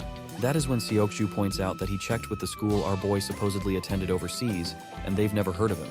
Things seem to be heating up, but before we get our boy's response to Seokju, the scene shifts to Daeyeon. She's approached by Yeona, the stunning girl from earlier. After a while, the two ladies are catching up, and Daeyeon mentions she didn't know Yeona was back in Korea. Yeona explains that she just started school the day before and is actually in her brother's homeroom class. Daeyeon perks up in surprise. Yeona then points out that she doesn't remember Daeyeon mentioning having a brother before. Daeyeon explains that everyone thought her brother had died in the crash with her parents 10 years ago, but he survived. They only found out about his survival about 6 months ago. The scene flashes back to the past again. Daeyeon has just returned home and finds her grandfather frozen in place while holding the telephone receiver. Tears are streaming down his face as he reveals the shocking news that Jin is alive. This revelation leaves Daeyeon stunned, and it's how she learns about her brother's survival. Back in the present, Yeona asks why no one didn't know about her brother all these years if he was alive but didn't reach out. Daeyeon explains that Jin lost his memory in the crash, and it was only recently that he started to regain some of it, and someone helped them locate and reconnect with him. Yeona, clearly skeptical, finds it hard to believe. Daeyeon confirms that Jin only has faint memories of having a grandfather and a younger sister. After the interrogation, Yeona flashes a pleasant smile and comments that their grandfather must have been overjoyed to get his grandson back. Yeona comments that their grandfather is indeed overjoyed, explaining that after receiving the call, he cried for hours and then took time off work to enroll in cooking classes. He wanted to improve his Korean cooking skills, thinking that Jin might not have had much of that growing up. Yeona comments that their grandpa must really love his grandkids, and Daeyeon smiles, agreeing that he definitely does. But then Yeona throws a serious question her way, asking, is she absolutely sure Jin is her brother? Daeyeon looks a bit surprised but quickly gives a positive response, saying Jin is definitely her brother, and they even took a DNA test to be sure. Our girl then asks why Yona is so interested in her brother. This question clearly catches Yeona off guard. Since she is not sure what to say, she quickly asks, almost frantically, if her brother has a girlfriend. We then cut back to our boy, who asks Seokju what the hell he's talking about. Seokju repeats his question, asking what's so important about this school that our boy had to forge his records just to be here. Jin responds by asking if he's being accused of having fake records. Seokju confirms this, saying they must be fake because, according to his research, Jin never lived in that city, and the school he claims to have attended doesn't even have a record of him. Our boy then asks about the proof, and reminds Seokju that if he's claiming the records are fake, there must be some evidence to back up the claim. Seokju is momentarily at a loss for how to counter this question. He discovered the discrepancy by digging around and talking to people connected to the school overseas, but he has no tangible proof. He's amazed at how Jin handles the situation without flinching or showing any sign of being startled. Then, our boy finally asks why Seokju is running a background check on him. In response, the blackhead explains that he can't just sit around and watch a suspicious kid who might pose a threat to his mistress. A silence falls between them for a moment, but then our boy finally answers, saying he came back home. Seokju is baffled by this vague response, so our boy clarifies that he was asked what he came here for, and his answer is simply that he returned from overseas for his family. With that, our boy starts to leave. Seokju stares after him with skeptical eyes, thinking that since he already suspects our boy has forged his records, it won't be long before he figures out his true identity. Once the class begins, we see Jaehyung quietly immersed in playing video games, while the blondie scrolls through his phone idly. Our boy Jin notices that both Seokju and Yeona are absent from class. He's intrigued by how quickly these two, having just transferred yesterday, managed to gather so much information about him in less than a day. When the bell rings, the beta bullies approach Youngchan, inviting him to play games and push ranks. They also invite Jin, but he declines, mentioning it's his grandpa's birthday today. The bullies decide to hang out themselves, and Youngchan is on board with that plan. Meanwhile, we're back with the Black Beauty, where Seokju is filling her in on the situation. He's convinced that Jin has definitely forged all his records and even questions the authenticity of the DNA test. Seokju further mentions that his research dug up some pretty rough stuff about his sister, Daeyeon. Apparently, she's been getting seriously bullied by Gisu Kim and his sister for the past 2 years. When Yeona asks just how bad it was, Seokju says it's enough to make anyone wonder how she endured the bullying all these years. He explains that the videos of her assault weren't exactly publicized, but he is pretty sure that the assault she faced was just as serious. Yeona's pretty blown away and can't help but think about how messed up kids these days can be. Seokju adds that Jin's already knocked out Gisu Kim and his crew twice, and saved her sister from the bullying. Yeona chuckles to herself, thinking it's kinda sweet that her long-lost brother comes back from the dead and takes out her bullies, while Yeona's own siblings only ever seem to want to get rid of her. Yeona's curiosity gets the best of her as she starts piecing things together. She points out that if Jin had really come to school with the intent to target her, it doesn't make sense that he'd be so upfront about it. A smart person would have stayed under the radar. Seokju agrees, noting that someone with a real plan would have kept a low profile. Yeona's mind starts racing once again, and she asks if Jin might have some kind of ulterior motive related to Daeyeon's family. She brings up the insurance money from the plane crash. Seokju then reveals that the grandpa received it but hasn't used it, making it grow over the years. Furthermore, Grandpa returned the share of money which he got for Jin's death, since he was alive. But there's still a substantial amount left, so there is still a possibility that he might be after the money. Yeona connects the dots and highlights that if Jin might actually be after the money, then it could mean Daeyeon is in danger from her own brother. The scene shifts back to the grocery store where our duo can be seen shopping, and as usual, Jin is drawing a lot of attention from the girls around.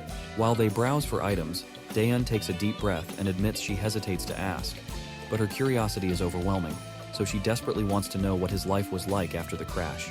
Our boy remains quiet for a moment, and the girl starts apologizing frantically, saying he doesn't have to answer if it's uncomfortable, but he just smiles and reassures her that it's okay. He begins his story, explaining that he was deeply traumatized and could barely think straight. He did whatever he could to survive in a place where he didn't even speak the language, staying constantly busy just to get by. The girl falls silent, absorbing this heavy revelation. Then she starts to chuckle and asks if he was too busy to have a girlfriend during that time. He nods, agreeing with a laugh. She then reveals that she was surprised to learn he's in the same homeroom as Yeona, something Yeona herself had mentioned to her. Jin is surprised to hear this, and quickly asks her if she knows her. Daeyeon explains that Yeona was really nice to her before she moved to the US, and she had missed her a lot. So, when she saw her again today, it was a happy reunion. Then, with a playful grin, Daeyeon reveals that Yeona even asked her if he has a girlfriend. And of course, our boy just gives a somewhat typical reaction upon hearing this. Later, back at home, the birthday celebrations are in full swing. The siblings present their grandpa with a gift. As he unwraps it, he discovers a high-quality wallet inside, and his face lights up with joy. He's genuinely touched and feels a bit guilty for the low pocket money they have, thinking they must have spent more than they could afford. But his granddaughter just smiles warmly and reassures him that they had more than enough to get him a gift. And besides, it wasn't too expensive. The old man's hands tremble with happiness as he holds the wallet. With his voice thick with emotion, he tells them that the biggest gift he could ever ask for was already given to him when Jin came back home safe and sound. Nothing could ever top that. Suddenly, the sound of a phone ringing grabs everyone's attention. Daeon rushes to her room to answer it. While she's chatting on the phone, Jin tries to eavesdrop quietly. That's when he hears the girl mention she's heading out to the convenience store for a bit. The old man questions why she's going out at this late hour, and it turns out she is heading out because Yona stopped by for a quick chat. Well, we can tell that Jin definitely senses something is off. Later that night, Jin is digging into his computer, trying to uncover all he can about SW Corporation, which Yona's family owns. He's curious why Yona seems so interested in him, and why they're running a background check on a random transfer student like him. Jin reflects on his conversation with Seokju when suddenly he hears a call from his grandfather. When he steps into the living room, his grandpa mentions he's heading out for a bit too. Our boy asks if he's going after Daeon, and the old man kinda agrees. He adds that he just needs some fresh air. Jin smiles and tells his grandpa to stay put, and he'll go check on her instead. But the old man insists on going out by himself. Jin then reminds him about the early job he has in the morning. And finally, our boy decides to head out on his own. Later, we see both girls chatting away about their studies and other topics. Yona shares her experiences studying abroad and suggests that Daeon consider studying outside as well. In response, Daeon admits she never really thought about it before. When Yona asks why, Daeon explains that it costs a lot, and she'd need to be away for several years, which means she wouldn't get to be with her grandpa for a while.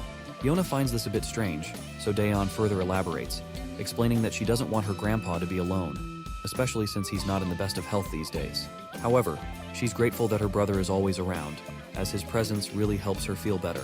Meanwhile, Yona's having a hard time bringing up the real reason she came over, since Daeon seems to really trust her brother. She's not sure how to bring it up without causing problems. We then flash back a bit, where Seokju tells Yona that someone from the supposed overseas school confirmed that Daeon's brother never attended there. They even looked at his photo and verified he was never a student. Plus, the current resident at his false address gave solid proof that he never lived there. Seokju's also checking out some other leads, so Yona decides she needs to meet with Daeon to discuss what they've found.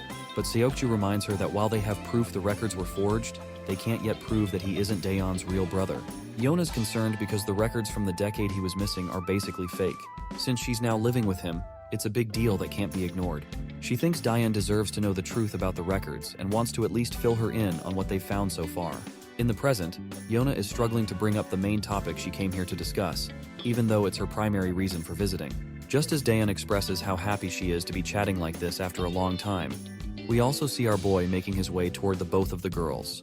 However, Seokju steps in front of him, but Jin simply tries to walk past him, but the newcomer quickly tells him to stay put. In Seokju's mind, he's sure Jin must be here because he's worried they're going to share everything with Daeon. So he quickly blocks our boy's path and tells him that the both girls are just catching up and asks him to give them some time alone. Suddenly, a high-speed Volkswagen comes barreling toward them. Before anyone can react, the car slams into both of the boys, knocking them down like bowling pins. They hit the ground as the Volkswagen screeches to a halt right where the two girls are sitting. Jin tries to stand up, but it's clear he's severely injured, especially around his head. As he struggles to focus, his groggy eyes catch sight of some shady people from the van trying to abduct both of the girls. Without wasting a second, Jin starts sprinting like a madman, but his efforts are in vain. The kidnappers have already taken the girls, and there's no way he can outrun a car, so they're left behind, helpless. The both of them quickly look at each other and, in their anger, grab each other by the collars. But after exchanging a few heated words, they realize neither of them is behind the abduction, so they let go. The black-haired guy immediately pulls out his phone and calls the security team at SW Corporation, urgently reporting that Yona has been kidnapped. He tells them to track her down using the security footage. Meanwhile, Jin starts walking off, and the black-haired guy quickly asks him where he's going and if he's actually not behind all this. Jin simply replies that he doesn't have time to argue with anyone. Seokju points out that SW Corporation's security is already on it and will find the girl soon. Until then, Jin will need to stick with him so they can confirm his identity. But our boy makes it clear that he's going to find his sister, and if Seokju wants to follow him, he can gladly do so. Seokju starts to get the sense that Jin might not be involved after all. But then our boy suddenly stops and humorously asks Seokju if he brought his car with him. The scene shifts to the bustling heart of the city's entertainment district. Inside one of the pubs, Mr. Cha is sitting back, puffing on a cigarette and enjoying his laid-back time. Just then, his lackey informs him that someone is here to see him. When Mr. Cha turns around, he sees Jin standing there. The scene then shifts to Saw Corporation, where we see a regal-looking lady sitting in her chair. I can tell she's definitely Yeona's sister because she looks just as gorgeous, with her flowing black hair. Suddenly, an assistant bursts into the room. The woman looks a bit annoyed at this sudden intrusion, and wants to know why he didn't bother to ask for permission before barging in. The assistant quickly reports that Yeona has been kidnapped. The news surprises the lady, but surprisingly, she doesn't seem too troubled by it. In fact, she starts to smile faintly and seems to think that the rumors must be true after all. Not entirely sure what she's referring to, but let's roll with it. She then asks if their grandfather is still planning to go after the company. The assistant states that he is not sure, so she leans back, hoping that if he continues to pursue them without backing down, Yuna will eventually die. It's definitely something she's looking forward to. The scene transitions back to the pub, where we pick up the story with our main character meeting with Cha, and Seokju is also tagging along with him. Seokju already seems to know about Cha as he recognizes him from their database, and is curious about how our boy knows this gangster. Cha starts by asking what our boy wants. In response, Jin simply says he needs some intel. Cha lights up another cigarette and scoffs, asking why he would bother to help him. Our boy cuts to the chase, revealing that the granddaughter of Saw Corporation has been kidnapped. Well, that is something Cha definitely was not expecting to hear. However, he quickly brushes it off, saying it's not their problem and that they don't deal with such issues because it would be incredibly risky to mess with Saw Corporation. Our boy asks if Cha has any leads to offer, but the mafia boss makes it clear that there's no reason for him to share anything, especially since he's already in a difficult situation thanks to our boy. That's when our boy reveals that his younger sister was also taken along with Saw's granddaughter. Cha finally realizes he's in a tough spot now, as messing with our boy's sister is like messing with John Wick's dog. Both are equally dangerous. So he then starts explaining, and mentions that some people speaking broken Korean were asking around for untraceable warehouses, as well as for burners, cars, and a few extra hands. The offer was tempting, but he turned them down because dealing with this kind of trouble isn't something you can easily wash off.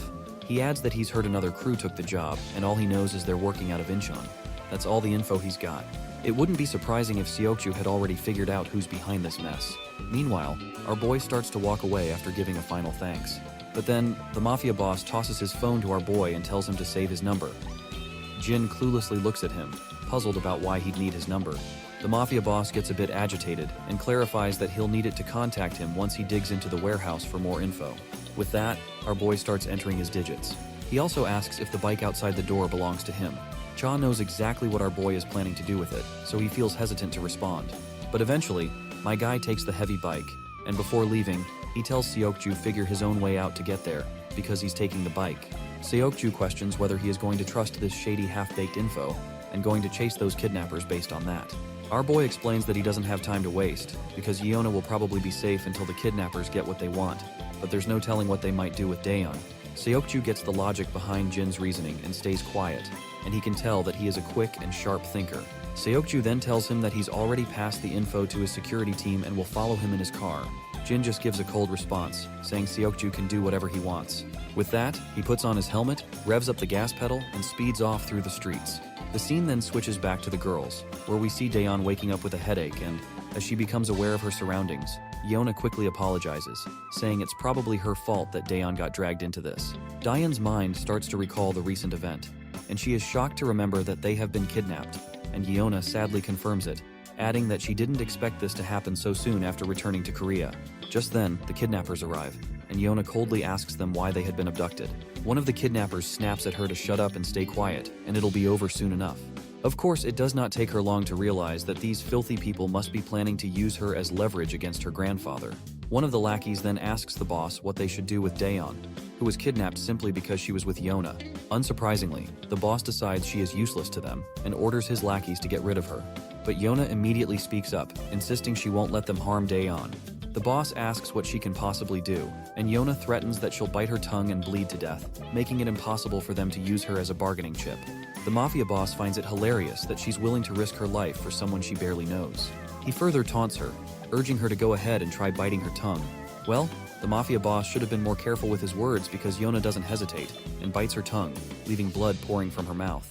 The boss yells in surprise, while the other lackey watches in silence, clearly startled to see her steal like guts. The boss quickly stands up and tells her that her guts have bought her some time. The lackeys ask what the next order is. The boss tells them to get rid of Daeon later and instructs them to stuff her mouth shut so she can't make any noise. The scene then flashes back to our boy and Seokju. It looks like they've arrived at the location Mr. Cha mentioned. Seokju points out that the location seems legit because SW security tracked the minivan footage to this area. As our boy starts to move forward, Seokju tells him to stop and wait for backup, since he sent their coordinates to SW security and they should arrive soon. But our boy reminds him that Daeon doesn't have much time left, so he gotta make it quick. There's no room for argument, so they proceed forward and spot a bunch of goons patrolling the area. Suddenly, our boy leaps over one of the goons, grabs him by the throat, and starts choking him out. The lackey eventually loses consciousness, and our boy quietly drags him into the shadows, adding him to a pile of other goons he's already taken down. Seokju is also helping out, and he's blown away by Jin's ability to take down opponents silently. He's so impressed that he asks Jin who the heck he is. Jin just casually replies that he's an average student at the same school. The scene shifts to SW Corporation, where we finally meet the big boss, the grandpa of the company. He's getting a report from the black-suited guy about the kidnappers' demands. The guy explains that the kidnappers want SW Corp to cancel their recent contract. If SW Corp doesn't respond within an hour or refuses to comply, they'll kill Miss Yona.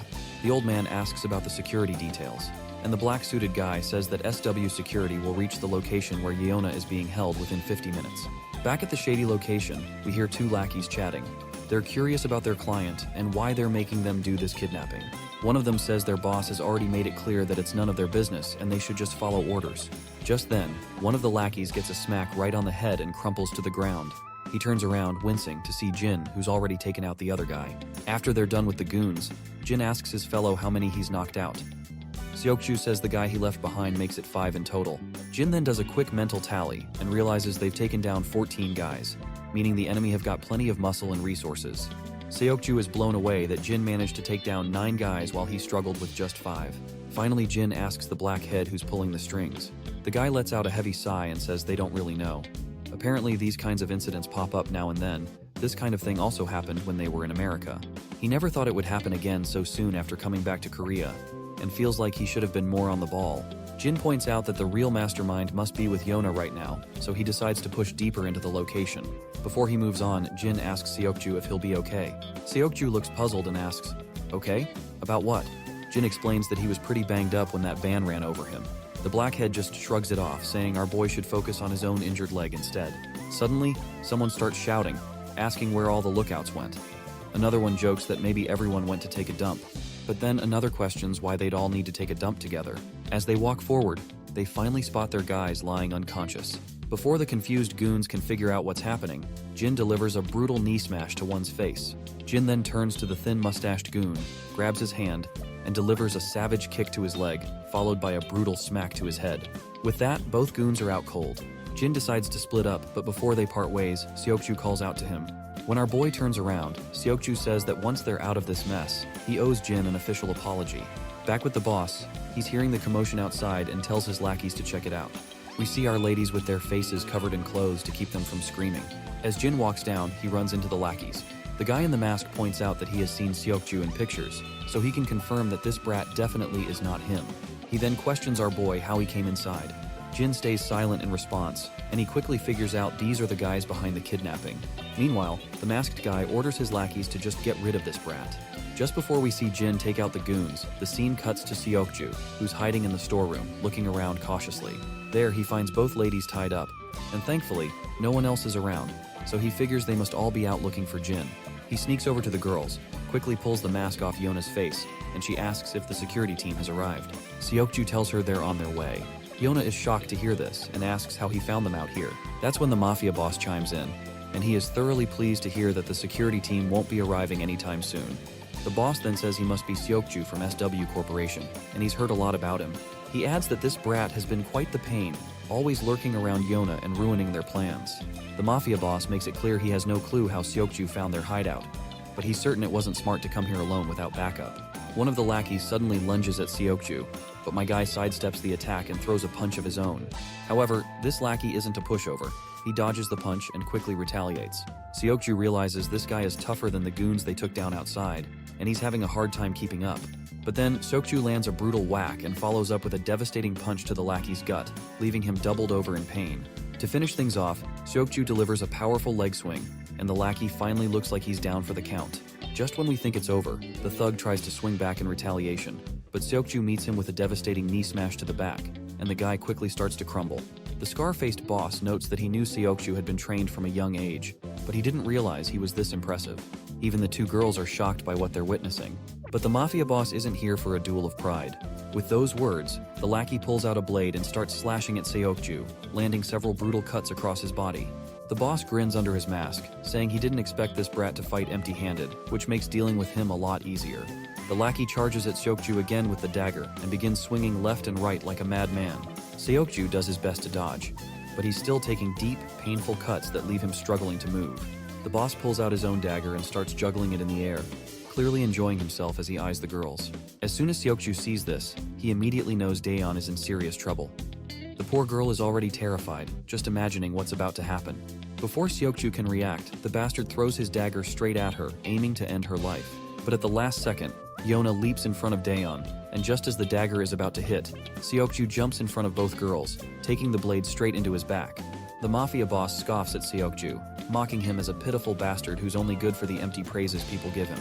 He then orders his lackeys to leave Yona alone and kill the other two. The lackeys quickly agree, and begin to walk forward to carry out the order.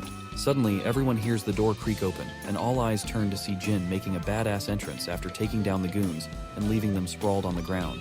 Back at the club, Gangster Cha is there with his lackeys. They fill him in with the latest info, reporting that the Goshung cartel is behind the abduction. Cha is stunned by the ridiculous mistake the Goshung cartel made by getting involved with both Jin and SW Corporation. It was bound to backfire, considering how the cartel never digs into their clients before taking a job. One of the lackeys then asks Cha why he helped Jin. He further points out that Jin is the one who put them in a tight spot, and he's the one who exposed all the dirt on the Kim family they'd been keeping under wraps for years. Cha lets out a big sigh, saying he had no choice. He points out that he's just an old man who couldn't possibly take on a kid like Jin, and they can't just take revenge on him, especially since it was the Kim family who messed with him first. The lackeys then remarks that they don't have to help Jin either. Cha falls silent for a moment, then chuckles to himself, and further states that he had no choice but to help him since his sister was kidnapped. Back at the hideout, Jin makes his grand entrance. The lackey leader asks who this guy is, while Yona is stunned to see him.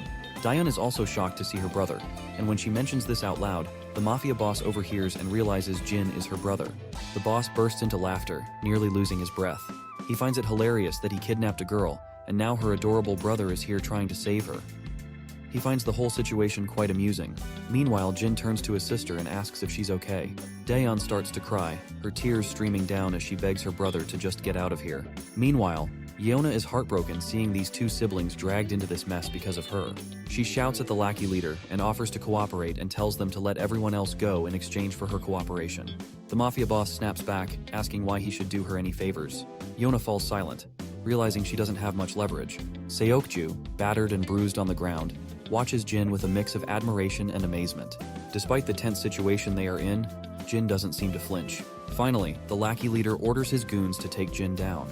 He says they've already given him enough time and it's time to finish this. The lackey steps forward, dagger in hand, ready to take down Jin. But before he can make a move, Jin quickly deflects the attack, grabs the lackey's wrist, and drives the dagger into the lackey's own chest. The mafia boss is utterly stunned by this turn of events, and Seokju watches in shock as well. Daeon is also blown away by the sight of her brother's skill, and her brother quickly tells her to close her eyes. The girls quickly comply, shutting their eyes tightly. Jin then slashes the lackey, leaving deep, bloody gashes across his body. Blood splatters everywhere as the lackey collapses to the ground, covered in his own blood. Yona is still trying to process what just happened, because it's all too overwhelming for her. Meanwhile, Seokju is left in absolute awe, realizing Jin isn't just swinging his knife around aimlessly. Instead, he has expertly severed the lackey's muscles and ligaments to neutralize him. The mafia boss is also quite amazed to see this, and comments that he doesn't seem like a brother at all, but more like a bodyguard. Jin keeps advancing toward him, and the boss retracts his previous statement quickly. He admits that Jin must be more than just a bodyguard because no ordinary kid could wield a knife like that and maintain such a cold gaze. He then brushes it off, saying it doesn't really matter because he's still planning to kill Jin anyway. He swings his dagger at him, but my guy quickly ducks down with a Godspeed, and the boss keeps on swinging his dagger left and right. As the mafia boss lunges at Jin with his dagger, Jin easily blocks the attack with one hand and swings his own dagger at the boss. The boss, quick on his feet, steps back just in time to avoid the brutal hit. The two engage in a deadly dance of blades, each strike more vicious than the last. But this time, Jin's blade finds its mark, slicing through the boss's hand, leaving it temporarily useless. The mafia boss, now in pain and disbelief, demands to know who Jin really is, but my guy remains silent, his expression unreadable as he prepares for the next round. Without hesitation, the mafia boss charges at Jin again. This time, Jin effortlessly grabs his wrist, and with a quick motion, slashes through the boss's other hand. After delivering a few brutal cuts, Jin follows up with a crushing punch to the lackey's face, leaving him staggering backward with a bloodied nose. The mafia boss, now enraged and desperate, grabs a gun and aims it directly at Jin. But before he can pull the trigger, Jin throws his dagger with deadly accuracy. It embeds itself in the boss's shoulder, causing him to wince in pain. Seizing the moment, Jin launches himself at the boss with lightning speed. He delivers a devastating slap under the boss's chin, sending him crashing backward like a sack of potatoes. The mafia leader, now thoroughly beaten, collapses to the ground, his pride and power shattered. The others watch in stunned silence as Jin stands tall like a total badass, his presence alone making Yeona and Seokju tremble slightly. Jin steps forward, gently telling his sister to open her eyes. When she does, she sees him standing right there, a reassuring smile on his battered face. Without missing a beat, he tells her he's here to take her home. Yeona is momentarily shocked by his injured appearance and places her hand over his wounds, asking if he's okay. Jin, with a warm smile, reassures her that he's fine, despite the injuries. His calm behavior and comforting words make her emotions overflow, and she starts to cry uncontrollably. Jin does his best to comfort her, his own heart aching to see her so upset. Yeona is deeply moved by the compassion Jin shows for his sister, observing them with admiration. The next day, we are at SW Seoul Medical Center. Jin sits quietly in the corridor, his handsome face drawing the attention of passing nurses. His phone buzzes with a message from Jae-hyung, who's curious why Jin isn't at school. Jin replies that he's got an errand, and as he checks his messages, he sees his friends excitedly discussing their hangout and teasing him for missing out. Jin smiles as he reads his friends' messages, feeling a warm connection despite missing out. He leans back in his seat, letting his gaze drift around the corridor. His eyes fall on the room across from him, marked with a sign that reads, Psychiatry Department. The scene transitions to later that night. After Jin's intense battle with those Goonies, the police and authorities arrive at the scene. They round up all the criminals present, and doctors begin tending to Jin's sister. Yeona approaches Jin and tells him that he should take his sister to the hospital, and promises to take care of the bill. Jin looks puzzled and asks why, given that his sister seems to be unharmed. Yeona explains that even though Daeyeon doesn't appear injured at the moment, she may have sustained unseen injuries. The trauma of the situation is significant, and she emphasizes that it's crucial to ensure Daeyeon gets thorough medical attention. She also mentions that she recently discovered Gi-soo and Huijin Kim had been harassing Daeyeon, and while she's relieved they've been penalized, the resolution for the victims is still incomplete. She further explains that speaking with a counselor could be beneficial for Daeyeon after the traumatic experience. This is why we are waiting outside a psychiatrist's office rather than an emergency ward. As Daeyeon exits the room, she approaches Jin and asks if he's been waiting long. Jin reassures her that he just came here a few minutes ago.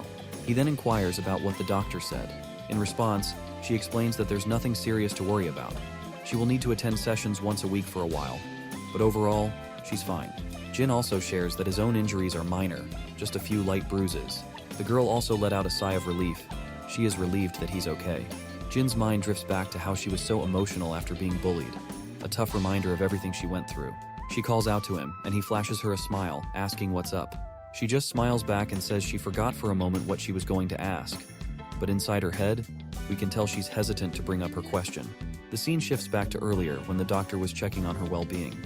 In the background, she overhears soldiers talking, completely amazed that a kid took down most of the kidnappers on his own. It just doesn't make sense to them. At that moment, Daeyeon is just as stunned by what the soldiers are saying. She's curious about how Jin can fight so well and what his life was like before coming back to Korea, but she can't make herself ask her any of these questions. As they walk down the corridor, they run into Yeona. The moment Daeyeon spots her, she lights up with happiness. Upon seeing each other, Yeona quickly asks her about how the therapy went. Daeyeon says it went well and mentions she heard Yeona covered the bill for her treatment, so she tells her she really didn't have to do that. Yona waves it off, saying it's no big deal, and reminds her friend that she's the one who got her into this mess. She then apologizes to her sincerely. Daeon laughs it off, saying she's already apologized plenty. Besides, Yona herself was a victim too. That's when Jin notices a massive bodyguard standing behind Yona with a seriously intimidating look on his face. Despite the intense stare he is giving our boy, Jin remains totally unfazed. Yona then turns to Jin and asks if he's had his checkup. Our boy quickly says yes, and Daeon chimes in, saying she had to drag him there. He only agreed to go after she threatened not to go to the hospital herself if he didn't. Daeon then asks about Seokju, and Yona confirms he's in the same hospital. Daeon appears really eager to see him, and decides they should stop by before leaving. Even though she is excited about the visit, we can tell Jin's feelings are less clear. Still, they end up visiting Seokju, and Daeon makes sure to thank him for saving her from the blade. Seokju is a bit startled by her sudden gratitude and stutters, saying it's no big deal. She then asks Seokju if he's feeling better, and he replies that he's indeed feeling much better now. Meanwhile, Jin isn't too happy seeing his sister getting cozy with Seokju. He just stands there in silence, clearly uncomfortable. Even Yona and her bodyguard notice that Jin seems to be troubled. Daeon then hopes Seokju recovers quickly. With that, they decide to leave. Yona waves them goodbye, and they walk away through the main door.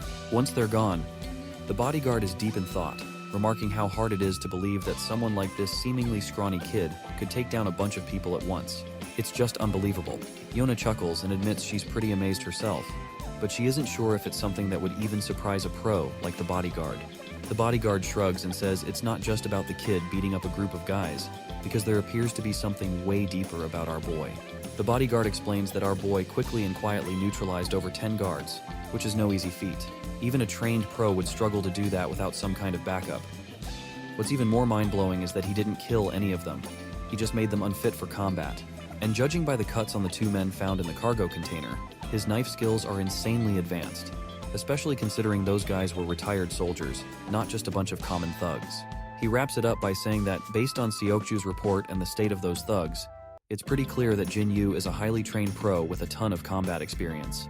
Both Seokju and Daeon are completely blown away by this. A while later, we catch up with Daeon and Jin. Daeon quickly apologizes, feeling really ashamed that she always seems to need his help.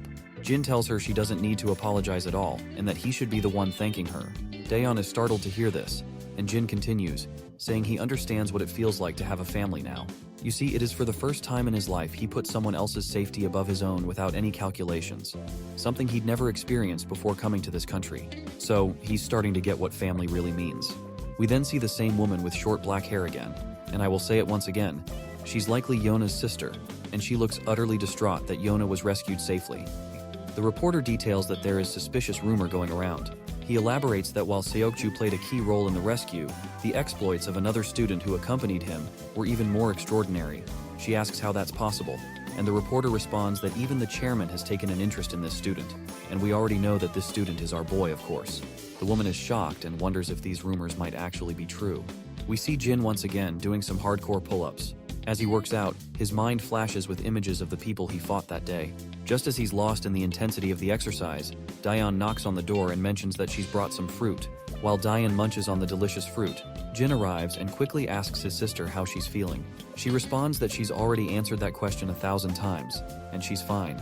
Once Jin sits down, he notices something on Daeon's mind, so he asks her what's up. That is when she assures him that she does not hate him just because she saw him fighting and beating those guys brutally. She claims that it doesn't change how she views him. After all, he did all this just to save her, and she won't ask him about his past either. Daeon then gets somber, saying she was never able to tell Grandpa about any of the bad things that happened at school. She just wasn't ready to share it with him. But now, she feels more relaxed, as if she can open up about anything. Suddenly, her phone rings. It's Yona on the call, so she grabs the phone and heads to her room while still on the call. A while later, we see Yona sitting in front of Jin, who quickly tells him to take a seat as well. Jin sits down and asks why she wanted to see him. Yona explains that she wanted to apologize for putting Daeon in such a dangerous situation. Even though she's already apologized before, she wanted to say it to him personally.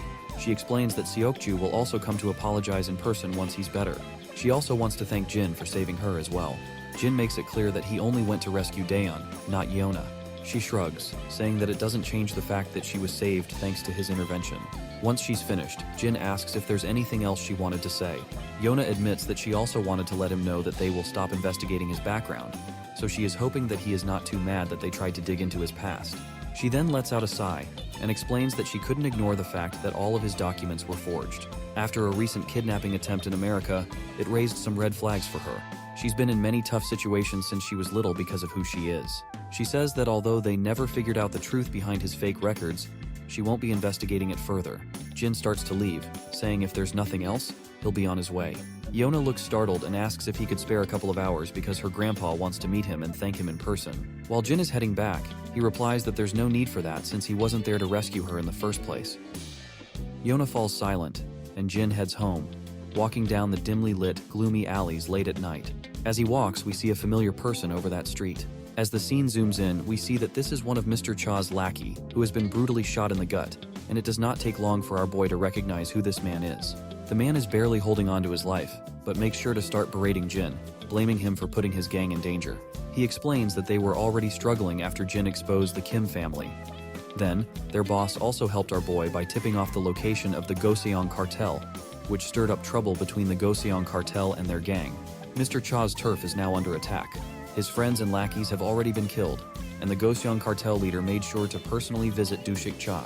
When Goseong finally faces off with Cha, he throws a verbal jab, asking why he doesn't just give up before making a fool of himself in front of his men. Cha responds with a jab of his own, pointing out that he's already sent most of the crew on a weekend off. Yet Goseong brought his entire platoon of lackeys. Then another guy in a coat chimes in and tells Cha that he really shouldn't have stirred up trouble by messing with the Kim family. And when it was not enough, he tipped off Goseong and his men recently. Our gangster throws another brutal jab, and this time, Goseong himself loses his cool, and he is going absolutely bonkers to what just Cha said.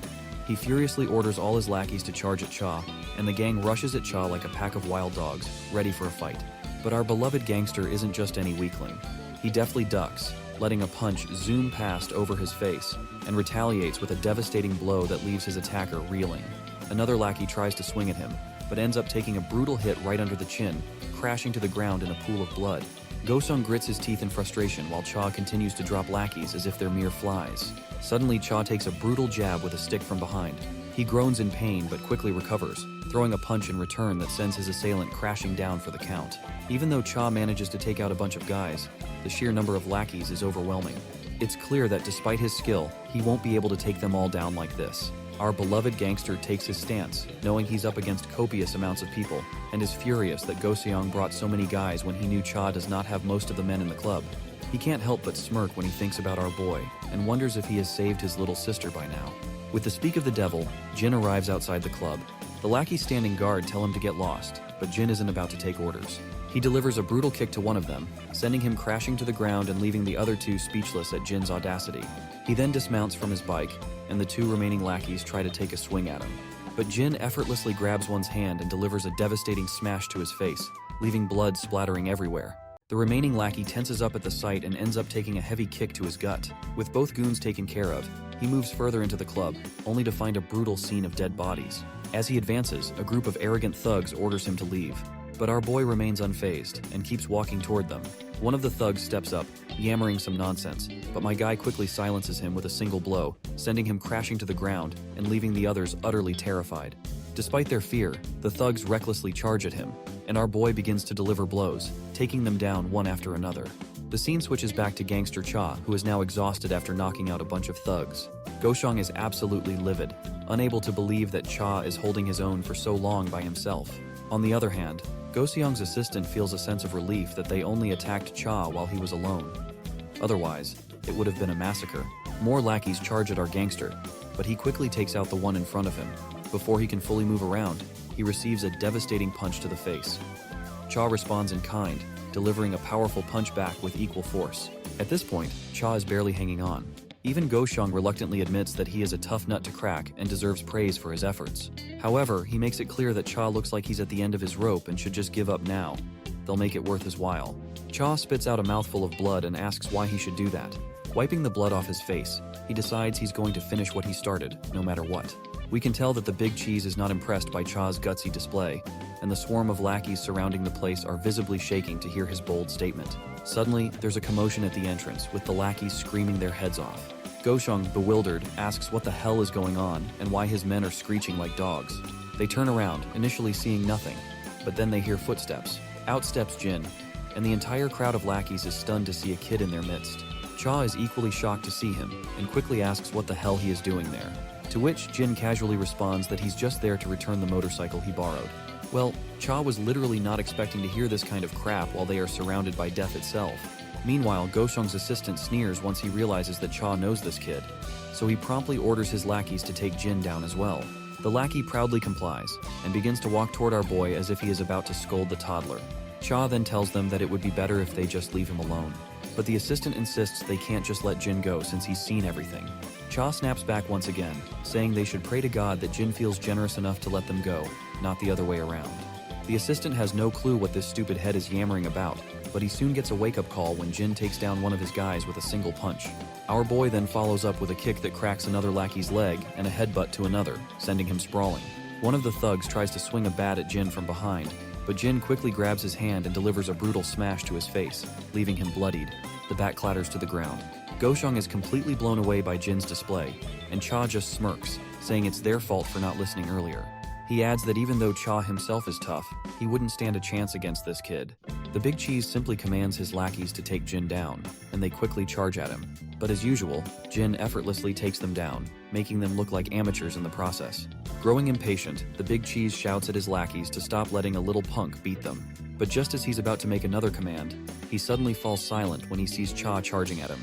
At this point, Goshung is pretty sure things are about to get even messier for him. Shortly after, the Big Cheese and his lackeys are all on the ground, looking like they've kissed the dirt, while Cha slumps back, utterly exhausted.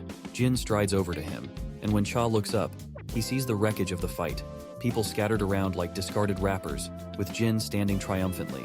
Jin starts heading out, casually saying that Cha has now paid his dues. Cha is shocked and still trying to wrap his head around how this kid is so fixated on the same bullcrap after all this. He then asks if Jin saved his sister. Jin calmly replies that he did, and it's all thanks to Cha. The next scene shifts to a hospital room where one of Cha's lackeys suddenly jolts awake. As he looks around, he spots Cha on the other side of the room, all patched up, but clearly still in rough shape. The lackey is stunned to see his boss there, and Cha quickly tells him to stop calling him boss while they're in the hospital. Confused, the junior asks how his boss ended up here. Cha casually mentions he got roughed up and just took a cab to get treated. The lackey then inquires about Goseong and the rest of the lackeys. Cha, with a nonchalant shrug, says he took care of them all. The junior simply can't believe it and calls this BS, prompting the senior to get a bit annoyed and asks why his junior thinks he'd lie. The lackey suggests it's probably because he is too embarrassed to admit he got beaten by Goseong. Cha then asks if he happened to have met Jin yesterday. The junior perks up and confirms that he did indeed meet him. He further explains that he got ambushed by the enemy team while he was heading out of the club, and after getting brutally wounded, he found our boy and yelled at him. He charged at Jin out of anger, but after receiving the first hit, he fainted and doesn't remember anything else.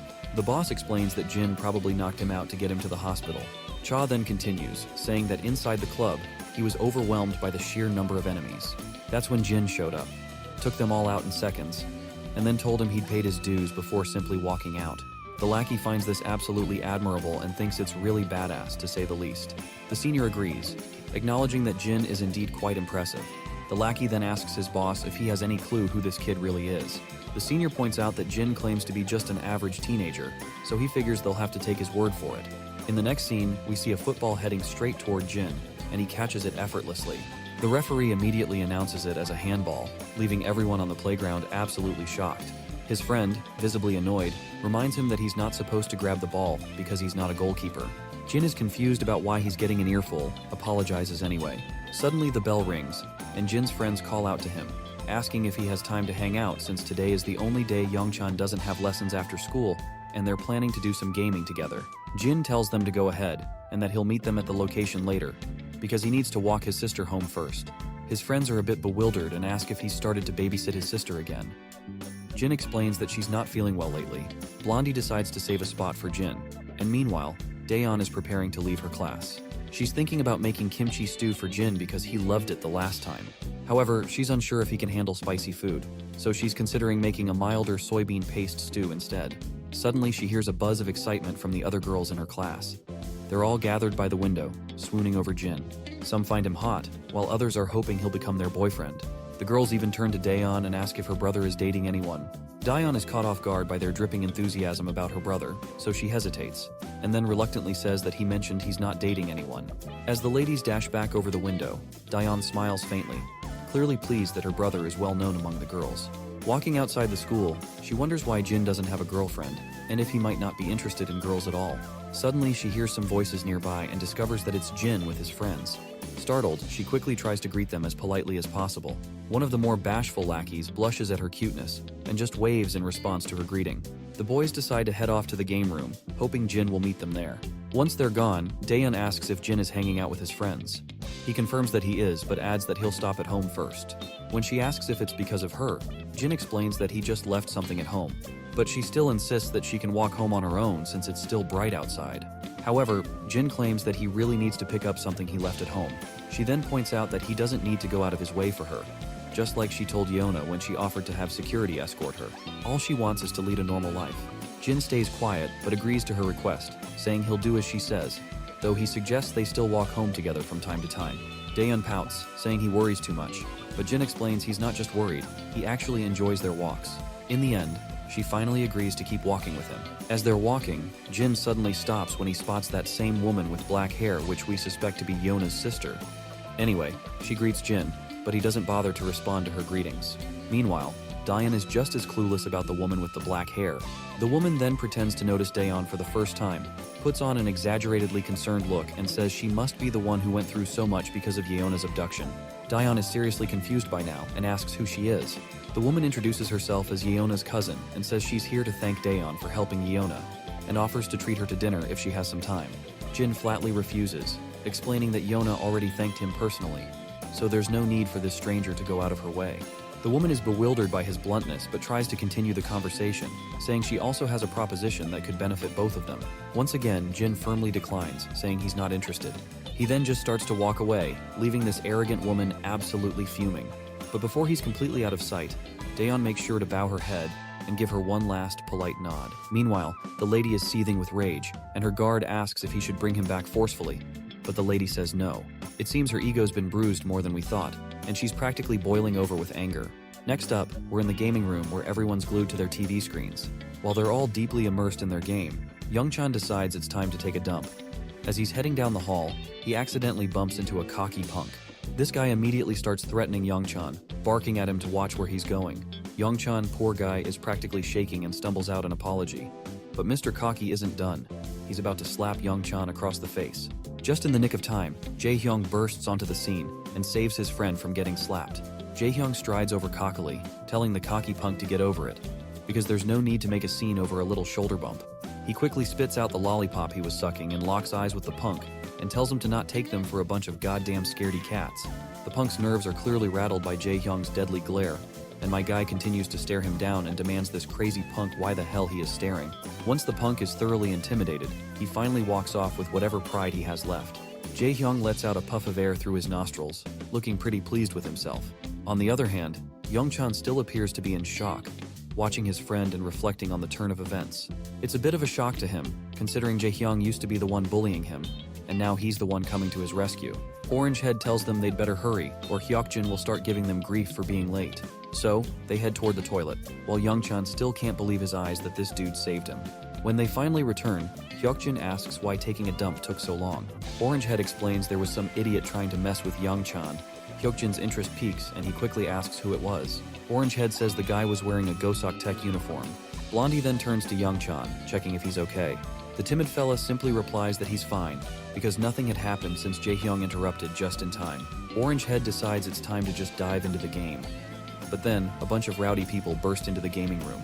It's the same guy Jae-hyung bumped into earlier, and he's brought his lackeys to get revenge for the humiliation. Hyokjin is completely absorbed in his game, and doesn't notice the people standing over his left shoulder. When he finally looks up, he sees a bunch of goons towering over him, and the leader of the gang quickly tells him to step outside.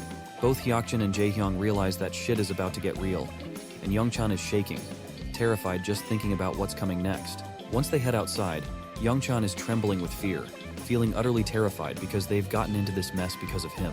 The cocky guy from before starts bragging about how Orange Head was all talk and no action, claiming it'll be easy to take down him and his other friend.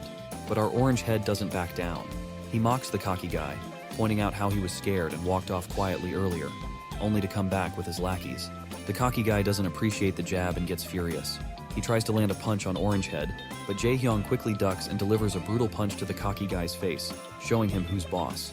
The cocky leader staggers backward, and Young Chan, on the other hand, is practically panicking, convinced it's all his fault they're caught up in this mess. That's when Jae-hyung speaks up, telling his terrified friend that he doesn't need to feel guilty about anything, because these bastards are the ones who should be sorry. Those words absolutely melt Young Chan's heart, because seeing his friend looking so badass while saying that is almost overwhelming.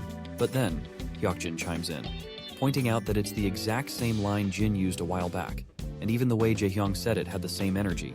He jokes that he basically copied Jin, and now he feels like he needs to bleach his eyes after seeing his copycat friend in action.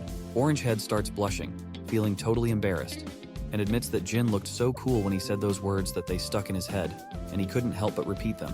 While the trio is caught up in their own back and forth, they momentarily forget they're actually facing off against a gang, and they are too distracted to pay much attention to the goons. But soon enough, the lackeys charge at them, because they are not here just to be simply ignored in the middle of the fight. The Orange Head stands his ground. As soon as one of the thugs reaches him, he delivers a powerful kick to the guy's gut, sending him stumbling backward. Another goon tries to swing at him, but Orange Head responds with a brutal whack, taking him down. Young Chan, who's not exactly a fighter, is more or less panicking on the sidelines, unsure of what to do. Hyukjin, however, is in full battle mode, taking down goons left and right. He turns to Young Chan and tells him to stay back and just watch from behind. Orange Head agrees, pointing out that while Young Chan might be a pro gamer, he is out of his element in this fight, so they have got things under control. Young Chan is completely blown away by this. He can't believe they're fighting because of him, and yet they're telling him to stay back. The goons are squirming and quivering on the ground after taking a serious beating. Our boys, on the other hand, are starting to struggle a bit, exhausted from the fight and outnumbered. Eventually, Jae-hyung takes a solid hit to the gut and feels the pain. He's sure that he is screwed because the cocky guy is about to land a punch right on his face, but before the punch can connect, Young Chan jumps onto the cocky guy, grabbing him tightly like he's found his brother from another mother. They both crash to the ground, and the cocky guy starts shoving Young Chan aside, but Young Chan holds on tightly despite the fear. That's when Orange Head takes his chance and swings his leg, delivering a devastating blow to the cocky guy's head. The impact leaves Young Chan a bit teary-eyed from the sheer brutality he's just witnessed, something he's never experienced before. Orange Head stands tall, looking like a boss after giving the cocky guy the final kick. He glances at the guy who's clearly down for the count. Hyukjin can't help but jab at Orange Head, noting how Young Chan had to step in to save the day. Orange Head quickly gets embarrassed and defensive, saying he was just about to take the guy down himself. They turn to Young Chan, who's on the verge of tears. Orange Head immediately asks if he's okay. The timid fella quickly reassures him that he's fine and apologizes for causing all this trouble. The scene shifts to our boy finally making it to the game room, only to find it empty. He tries calling his friends, but no one picks up. Just then, he hears someone calling his name. He turns around to see his friends, who eagerly tell him he missed all the action. The beta bullies start bragging about how they just whooped some Goseok Tech guys. They head inside, and as they climb the stairs, they point out to Jin that while he might not be familiar with the Goseok Tech guys, they're pretty tough, but not a match for them. As they head into the gaming room, they're shocked to find a bunch of people lying unconscious on the ground. The beta lackeys are blown away by the sight and quickly ask who took down all these Goseok Tech guys. Our boy casually points out that he came looking for everyone and was jumped by these guys when they saw his uniform. The three of them are absolutely stunned to realize that our boy took out all these men single-handedly. After their mindless fun at the arcade, the group heads out to grab some grub. The beta bullies have brought the same delicious food Young Chan usually eats, but Orange Head forgets to grab drinks and decides to go get some as soon as possible. Young Chan decides to go with him, but Orange Head opts to go himself. As they start eating, Hyukjin feels proud and laughs about how they took down the Goseok Tech goons. Orange Head agrees, saying the goons came in trying to act tough but ended up getting beaten like dogs. Meanwhile, our boy looks at the tuna mayo food with no clue how to proceed. He watches as Jae-hyung tears off the seal and pops the snack out of its wrapper. He mimics Jae-hyung and starts to take a bite. While eating, he asks his friends who started the fight. Jae-hyung explains that one of the goons was messing with Young Chan outside the game room, which triggered the whole scene. Our boy checks in on his timid friend, asking if he's alright. The friend says he's good, because Jae-hyung showed up to rescue him just in time. Orange Head then shares some advice, telling Young Chan that in situations like this, he should never back down. Young Chan looks a bit confused to hear this, so Orange Head explains that you shouldn't flinch in front of a bully. You need to make it clear you're ready for anything, or they'll just take advantage if they think you're scared. Hyukjin agrees, saying you've got to show you won't take any crap, or they'll just walk all over you. Young Chan asks what if they end up hitting him. Orange Head just shrugs and says they're going to try to hit him even if he's scared. but Youngchan worries they might hit him harder. Orangehead agrees, but he points out that if you don't stand up for yourself, you'll just be seen as a pushover, and that's worse than getting beaten up. Hyukjin also adds his 2 cents, saying he's seen this trick work before because no one wants to deal with trouble. Bullies usually pick on the quiet ones who never speak up. Youngchan stays quiet, probably realizing that he's always been picked on because he didn't stand up for himself. As they chat, our boy keeps munching on his delicious food. The scene then drifts to his past, where instead of fancy food, he was stuck with some mediocre curry and a piece of dry bread. At that time, he had no choice but to eat it. What made it worse was that there were always strong guys around him, bullying the weak and taking their food. One day, a cocky guy demanded our boy hand over his food, but Jin wasn't having any of it, so he fought back and left a gruesome mess behind. His memory makes him reflect on how the same pattern of the strong preying on the weak seems to repeat itself, both in his past and present situations. That's when Youngchan finally musters up his courage and says out loud that he doesn't like either of the beta bullies. The 2 bullies choke on their food, their breath caught in their throats at hearing this. Youngchan continues, saying he hates them because they bullied kids in class, including him. Orangehead looks curious and asks when they even bullied anyone. He points out that they only joked around sometimes, nothing more. The blondie also agrees, saying that they never physically hurt anyone in class or made anyone do their dirty work. Compared to some of the other guys, like Gisu Kim, they're practically saints. But Youngchan stands firm, saying that even though they might just be joking or playing rough, it's still a form of violence to others. The beta bullies are stunned, because they are not sure what to think of it. Youngchan further continues, explaining that it's the same kind of violence no matter how big or small. He resents them for being so cruel without a shred of guilt. Once he is done speaking, he points out that since beta bullies told him to stand up for himself, he spilled everything he had in his mind to try it out. The beta bullies are completely thrown off by Youngchan's words. The blonde one is at a loss and says no one's ever told him anything like that before. He didn't realize people could see their actions that way and thought they were just joking around. The other bully also agrees, saying they figured it was okay since they weren't as bad as some of the others. Youngchan, still feeling nervous, explains that he was surprised by how nice the beta bullies seemed when he hung out with them. He guessed they didn't realize that what they were doing was a form of bullying. Feeling guilty, Orangehead quickly apologizes. The blonde also says sorry, admitting they're not sure how to fix things but at least want to offer an apology. On the other hand, our boy is still messing with his food. When he takes off the shell of his rice ball, it drops to the ground, and he's totally bummed out to see his meal ruined. His friends don't really know how to react, and they end up yelling at him when he tries to eat the rice ball after picking it up. In the bustling heart of the city, we find ourselves back at SW Corporation. There, we see that same woman who claimed to be Yona's cousin is sitting at her desk. Suddenly, Yona storms into the room, clearly fuming, and she yells this woman's name, Ji-ye. The sassy lady looks up and smiles at Yona, but before she can say much, Yona cuts her off with a sharp tone, demanding to know if she met Jin recently. Ji-ye tries to play it cool and reminds Yona that it was actually Yona who was tracking Jin's background because she was suspicious of him. Yona frustratingly admits that she did investigate Jin, but had promised him she wouldn't pursue it further. Now she is also telling Ji-ye to stop nagging our boy as well. Ji-ye raises an eyebrow and reminds her that she shouldn't forget the kind of world they live in, especially given the recent kidnapping event. So, she makes it clear that they are not taking any chances, and our boy's background is a major concern. Yona insists that Jin wasn't involved in any of the recent trouble, but Ji-ye quickly interrupts, saying that just because Jin helped with a rescue doesn't make him trustworthy. Ji-ye's manager also chimes in, pointing out that Jin's identity is a significant issue for the school. They emphasize that a school affiliated with SW Corporation shouldn't have accepted a student with fake records, and they make it clear that they won't overlook this matter. Yona frustratingly grits her teeth, while Ji-ye just smiles with a hint of satisfaction. She explains that they might receive some good news soon. Curious, Yona asks what kind of news she is talking about. Ji-ye's manager explains that Jin's records were restricted, so they had to consult higher-ups in their network to obtain more information. Ji-ye looks at Yona with a challenging smile, asking if she's not curious about Jin's true identity. Yona firmly states that she doesn't care, emphasizing that Jin saved her, which is more than enough for her. Just then, the telephone rings, grabbing everyone's attention. Ji-ye's smirk widens as she says it's time for them to hear the news together. She answers the call, and the caller announces that they have news to deliver. As Yona waits anxiously, Ji-ye expresses hope that the caller will reveal information about Jin's identity. The caller responds that the higher-ups have decided that SW Corporation should refrain from any further inquiries into Jin's background. The announcement leaves Ji-ye visibly pale, and the guards stunned as well. Her frustration boils over, and she starts yelling at the caller, demanding to know how they can simply let the matter slide.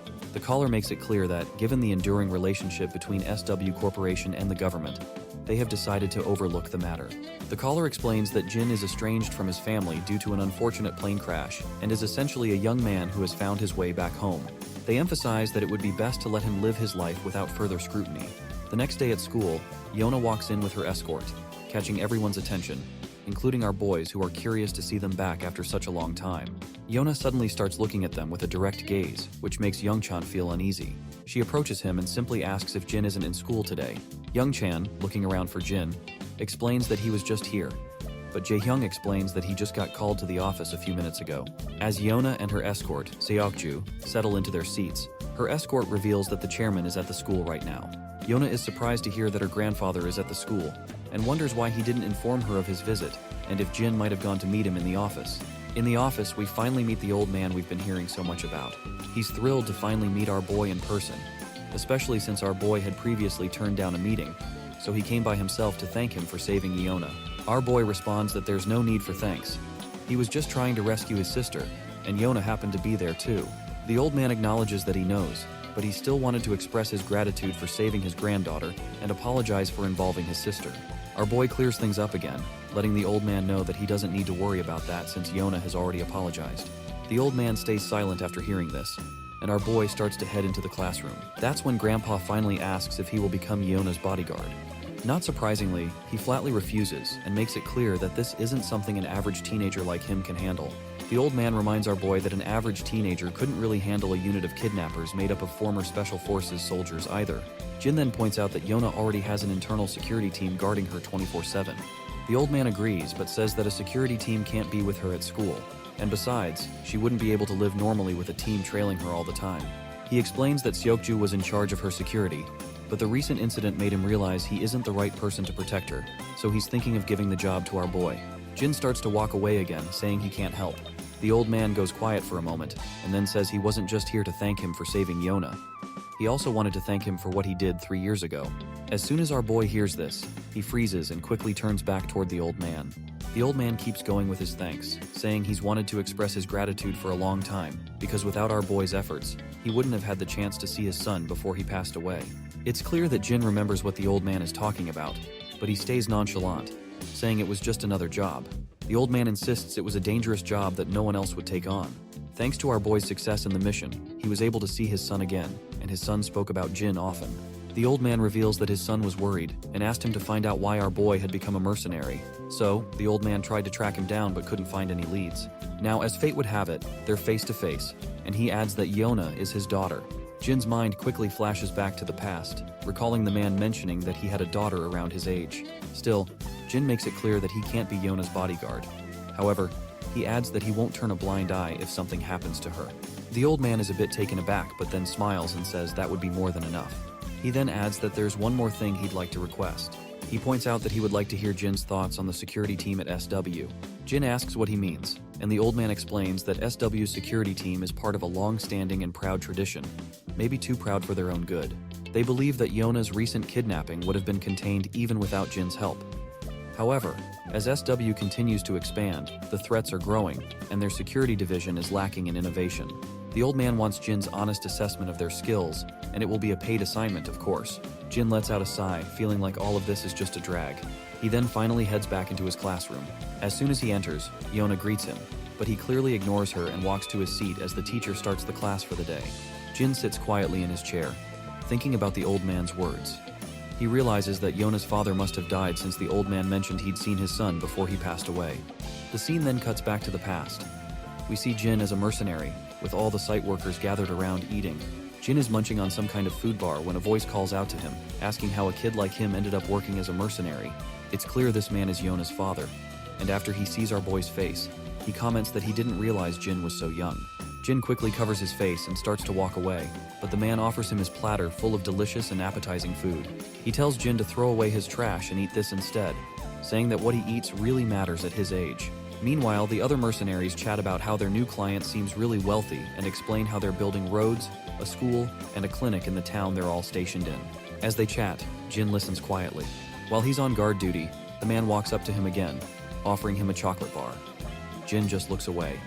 Later that night, the man offers him food once more, but Jin turns away again.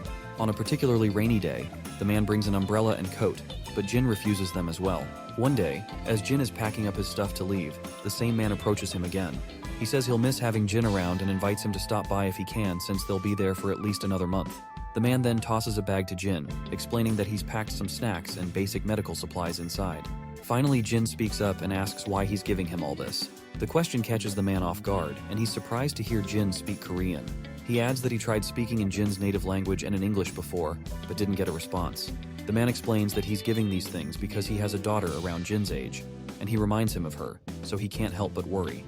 Later, we found ourselves in a rundown place where conflict is ongoing. We then see Jin with his fellow mercenary. His fellow informs him that the town where Jin was stationed as a guard has been taken over by a resistance group. He explains that they were waiting for the foreigners to finish their construction so they could take over the buildings, and most of the people at the site had been killed. Jin is jolted out of his flashback by the sudden ringing of the bell, and he notices Yona calling out to him, asking if he's free right now. A while later, they're in the lounging area, where Seokju is bowing his head in respect and offering a late apology in person. Jin tells him there's no need for that, as he understands the reason behind his actions. Yona then says she's pretty sure Jin will deny it, and explains that Grandpa asked her to invite him on his behalf. Jin agrees without hesitation, leaving Yona quite puzzled to see that he actually agrees without protest for the first time. The scene then shifts to Jie, who is gritting her teeth in frustration. She's fuming mad that the higher-ups aren't releasing Jin's true identity. Just then, her manager enters and mentions that the same student has arrived, which shocks Jie a little. In the SW Corporation's men's locker room, Jin is getting suited up in the company's dress code. Seokju asks how Jin ended up landing a job with SW Corporation. The scene transitions to the past, where Jin is reviewing the records of all the security personnel working for SW Corporation. The old man had told him to spend a few days with the team and share his thoughts since arrangements had been made to accommodate him. It should be fairly easy for Jin to get a sense of the program. Back in the present, Jin tells Seokju that he simply wanted to experience what being in the security team is like, so ended up here with a job. Seokju wonders if that means Jin wants to be a bodyguard. Jin then asks if Seokju isn't joining the training. In response, Seokju explains that today's session is for Team 2, and he is part of Team 3. He adds that Team 3 escorts Yona exclusively, while Team 2 escorts Ms. Jie and her parents. The scene transitions to a training hall where all the personnel are sitting on the ground. One of the instructors introduces Jin to everyone, explaining that Jin will be joining them for the next few days. He's in the same class as Seokju, and the chairman has allowed him to participate in their program to learn about their field. One of the men raises his hand and asks if Jin is the one who handled the kidnapping situation with Seokju. The senior confirms that he is indeed the same person. Jin introduces himself and thanks everyone for letting him participate. As the students begin their training, we see Yeona standing above, observing our boy. Seokju reveals to her that our boy is here because he wanted to experience what it's like to be a bodyguard, or at least that is what Jin told him. Meanwhile, the guards are running down the halls, engaged in their training. As Yeona watches our boy, she also notices someone else in the hall, and it's Jie along with her guard. Yeona curiously wonders what she is doing there. Meanwhile, Jin is running across the hall with the other soldiers. The senior leading the pack takes a quick look back and sees that Jin is keeping up well, so he decides to pick up the pace, running even more intensely. After several rounds, all the soldiers are completely out of breath, and the senior looks utterly exhausted, as if he might faint any moment. Jin, however, looks as if nothing has happened, taking just a simple casual breath. The senior reveals to us that they've run enough to make anyone faint, but Jin kept up the whole time and even looks like he could handle 20 more laps. They move on to other intense exercises, and Jin excels at those as well. From the sidelines, Yeona is absolutely blown away by how Jin outperforms everyone, leaving them struggling to keep up. Meanwhile, Jie just sneers, saying it's just basic training, and still Team 2 is falling way behind this kid. As our boy stands there, the senior is wondering where in the hell they found this kid. He's questioning if he's been trained somewhere before because he's just too good. Then the senior notices Jie standing nearby, and his face goes pale as soon as he makes eye contact with her bodyguard. He realizes he's going to catch flack from Jie and her bodyguard later for falling behind compared to a high schooler. Suddenly, one of the juniors raises his hand and points out that he's heard this student played a critical role in Miss Yona's rescue, so he wants to test the kid's skills himself. The senior gets angry and asks if he really wants to spar with a high school kid, yelling at his junior for being out of his mind. But the senior finds himself completely blown away when the kid himself volunteers to fight and says he doesn't really mind. The senior, completely at a loss for words, scratches his head in frustration and reluctantly agrees. He tells his juniors to get the protective gear for our boy. Before long, our boy is decked out in his gear, and the other guy facing him gets suited up too. Yona wonders if this will be okay, and Seokju points out that it's hard to say, given how tough the other guys are. Even Jai thinks it would be pretty hilarious if this high school kid actually won. She mentions she's heard the kid has extraordinary fighting skills, but her bodyguard assures her that he's still no match for his men, because these guys have been highly trained in all sorts of combat, long before they started working at SW. The senior tells both of them to just take it easy, especially telling his junior to go a bit easy on the kid, and the junior agrees. The senior then tells them to get ready, so the junior takes his stance and reminds our boy that he's not against those chumps he has beaten before, so he better be careful. Our boy doesn't even flinch at the jab and simply takes his own stance. As soon as the senior signals the start of the fight, the junior lunges at our boy with an incredible burst of speed and swings a punch right at his face, but our boy quickly steps back. The junior swings again with full force, but Jin dodges effortlessly once more. Yona, growing anxious, points out that the soldier wasn't supposed to go that hard during a sparring match. But the soldier, however, keeps coming at Jin, swinging his fists left and right. Jin continues to dodge every attack effortlessly. Then, Jin quickly kicks the junior's leg, causing him to stagger. Seizing the moment, our boy balls up his fist and throws a brutal punch. But the soldier quickly raises his hands to block, avoiding a direct hit. The fatty mocks our boy for his futile attack and gets ready to hit him with a punch of his own. But Jin quickly deflects the incoming fist and counters with a brutal blow right to the bastard's face. That display of power leaves Yona breathless, and even her guard finds it pretty impressive that Jin struck precisely where the fatty's face was exposed. As the fatty writhes in pain, Jin grabs him by the head and delivers a vicious knee smash to his face, leaving him bloody and beginning to collapse to the ground. GA is absolutely blown away by what just happened, while Jin stands there as the clear winner, with his opponent slumped unconscious on the ground. He removes the protective gear from his head, and both the senior and the other soldiers are stunned by the turn of events. Seokju notes that they were clearly instructed to take it easy, but this was just too intense. GA speaks up again, questioning if this kid is really the 19-year-old they claimed he was. Meanwhile, her bodyguard is fuming at the top of his head, as Team 2 is part of his crew, and he is not at all happy to see one of his soldiers going down like flies after being beaten by a teenager. The other soldiers drag their incapacitated buddy off the ground, while Jin remains the center of attention. By now, the senior has no doubt about Jin's role in saving Yona from the kidnappers. Meanwhile, GA's bodyguard is giving his soldiers death glares. They're all panicking, especially the senior, who's sweating bullets because he's sure he's in big trouble. Then, another soldier, Beomseok Choi, raises his hand and volunteers to spar with Jin too. The senior reminds him that they've already lost to a kid once and doesn't want to look foolish by losing again.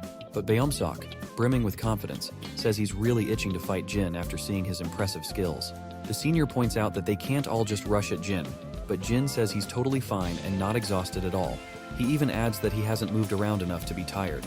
This freaks everyone out a bit because after taking down one of their top soldiers, he's practically saying he hasn't even broken a sweat. Seokju lets out a sigh, clearly not surprised by our boy's antics. Beomseok finally steps into the ring, face to face with Jin. While stretching his muscles, he casually asks our boy where he learned to fight like that. Jin then asks if Beomseok isn't going to wear his headgear, to which the soldier confidently replies that he doesn't need it. He tells Jin to go ahead and use one if he wants to. But Jin was only asking for the guy's sake. He doesn't care about headgear either, so he just tosses it aside, surprising Beomseok and even Yeona. That's when Beomseok starts getting cocky, calling Jin a punk and saying he likes his spirit. Jie then curiously asks her bodyguard what he thinks will happen this time. In response, he admits they made the mistake of underestimating Jin earlier, but he's confident they can take him down now. He takes major pride in his men, who train tirelessly every single day. Not to mention, our boy is about to face the ace of the team this time. Jie cracks a smile, eagerly anticipating how Beomseok will handle Jin. Meanwhile, Yona's bodyguard is starting to think Jin might actually lose this round. In a weapon-free fight like this, it all boils down to physical strength, and Beomseok Choi is a jacked-up dude. There's no telling what kind of rigorous training Jin has had, but nothing can make up for the raw strength Beomseok is rocking. As the fight begins, Beomseok, full of bravado, takes his stance and swings at Jin, but our boy casually sidesteps the punch with ease. Jin tries to land a punch on Beomseok, but this dude isn't here to mess around. He dodges Jin's attack quickly and counters with a punch of his own. Jin also tilts to the side to save him and throws another punch, but Beomseok grabs Jin's fist and smirks. He acknowledges that Jin's punch is stronger than he expected based on his appearance. But Jin isn't interested in mid-fight chit-chat. He throws another punch, but Beomseok blocks it effortlessly. He gives Jin props for his great timing, but smirks and scoffs that no one can break his guard with pesky blows like that. But that's where he's dead wrong. Jin quickly swings his leg and lands a solid kick to Beomseok's thigh. The cocky guy is now totally stunned, and the senior's jaw practically hits the floor to see our boy making a hardcore comeback. Then Jin follows up with another brutal kick to Beomseok's leg. By now, Beomseok is absolutely fuming and throws a punch in a fit of frustration.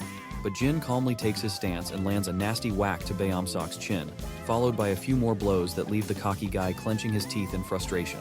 Beomsok tries to swing at Jin again, but our boy deflects it with some slick ninja-like moves. Then, he delivers a solid slap to Beomsok's throat, making him cough up and spit. With a heavy thud, the once muscular guy drops to his knees. The first shocked face we see is Yeona's, quickly followed by Jie and her bodyguard. Meanwhile, Jin just stands there while the muscular guy coughs violently on the ground. Yeona's bodyguard is blown away by how strategically Jin broke Beomsok's upper guard. By striking his knee and then immediately going for the neck, he effectively narrowed the gap in their physical strength. Further attacks on vital points would have completely neutralized Beomsok's advantages. Jin then asks if anyone else is itching for a throwdown, but it's clear no one's eager to step forward. That's when the senior chimes in, telling Jin he shouldn't go for the neck or knees when sparring. Jin, looking genuinely puzzled, asks if there are rules to sparring and apologizes if he broke any since he wasn't aware. The senior quickly clarifies that there aren't really any specific rules, but it's just something he felt like mentioning. Well, deep down, the senior feels like he is just trying to save his sorry face after getting his butt handed over by a high schooler.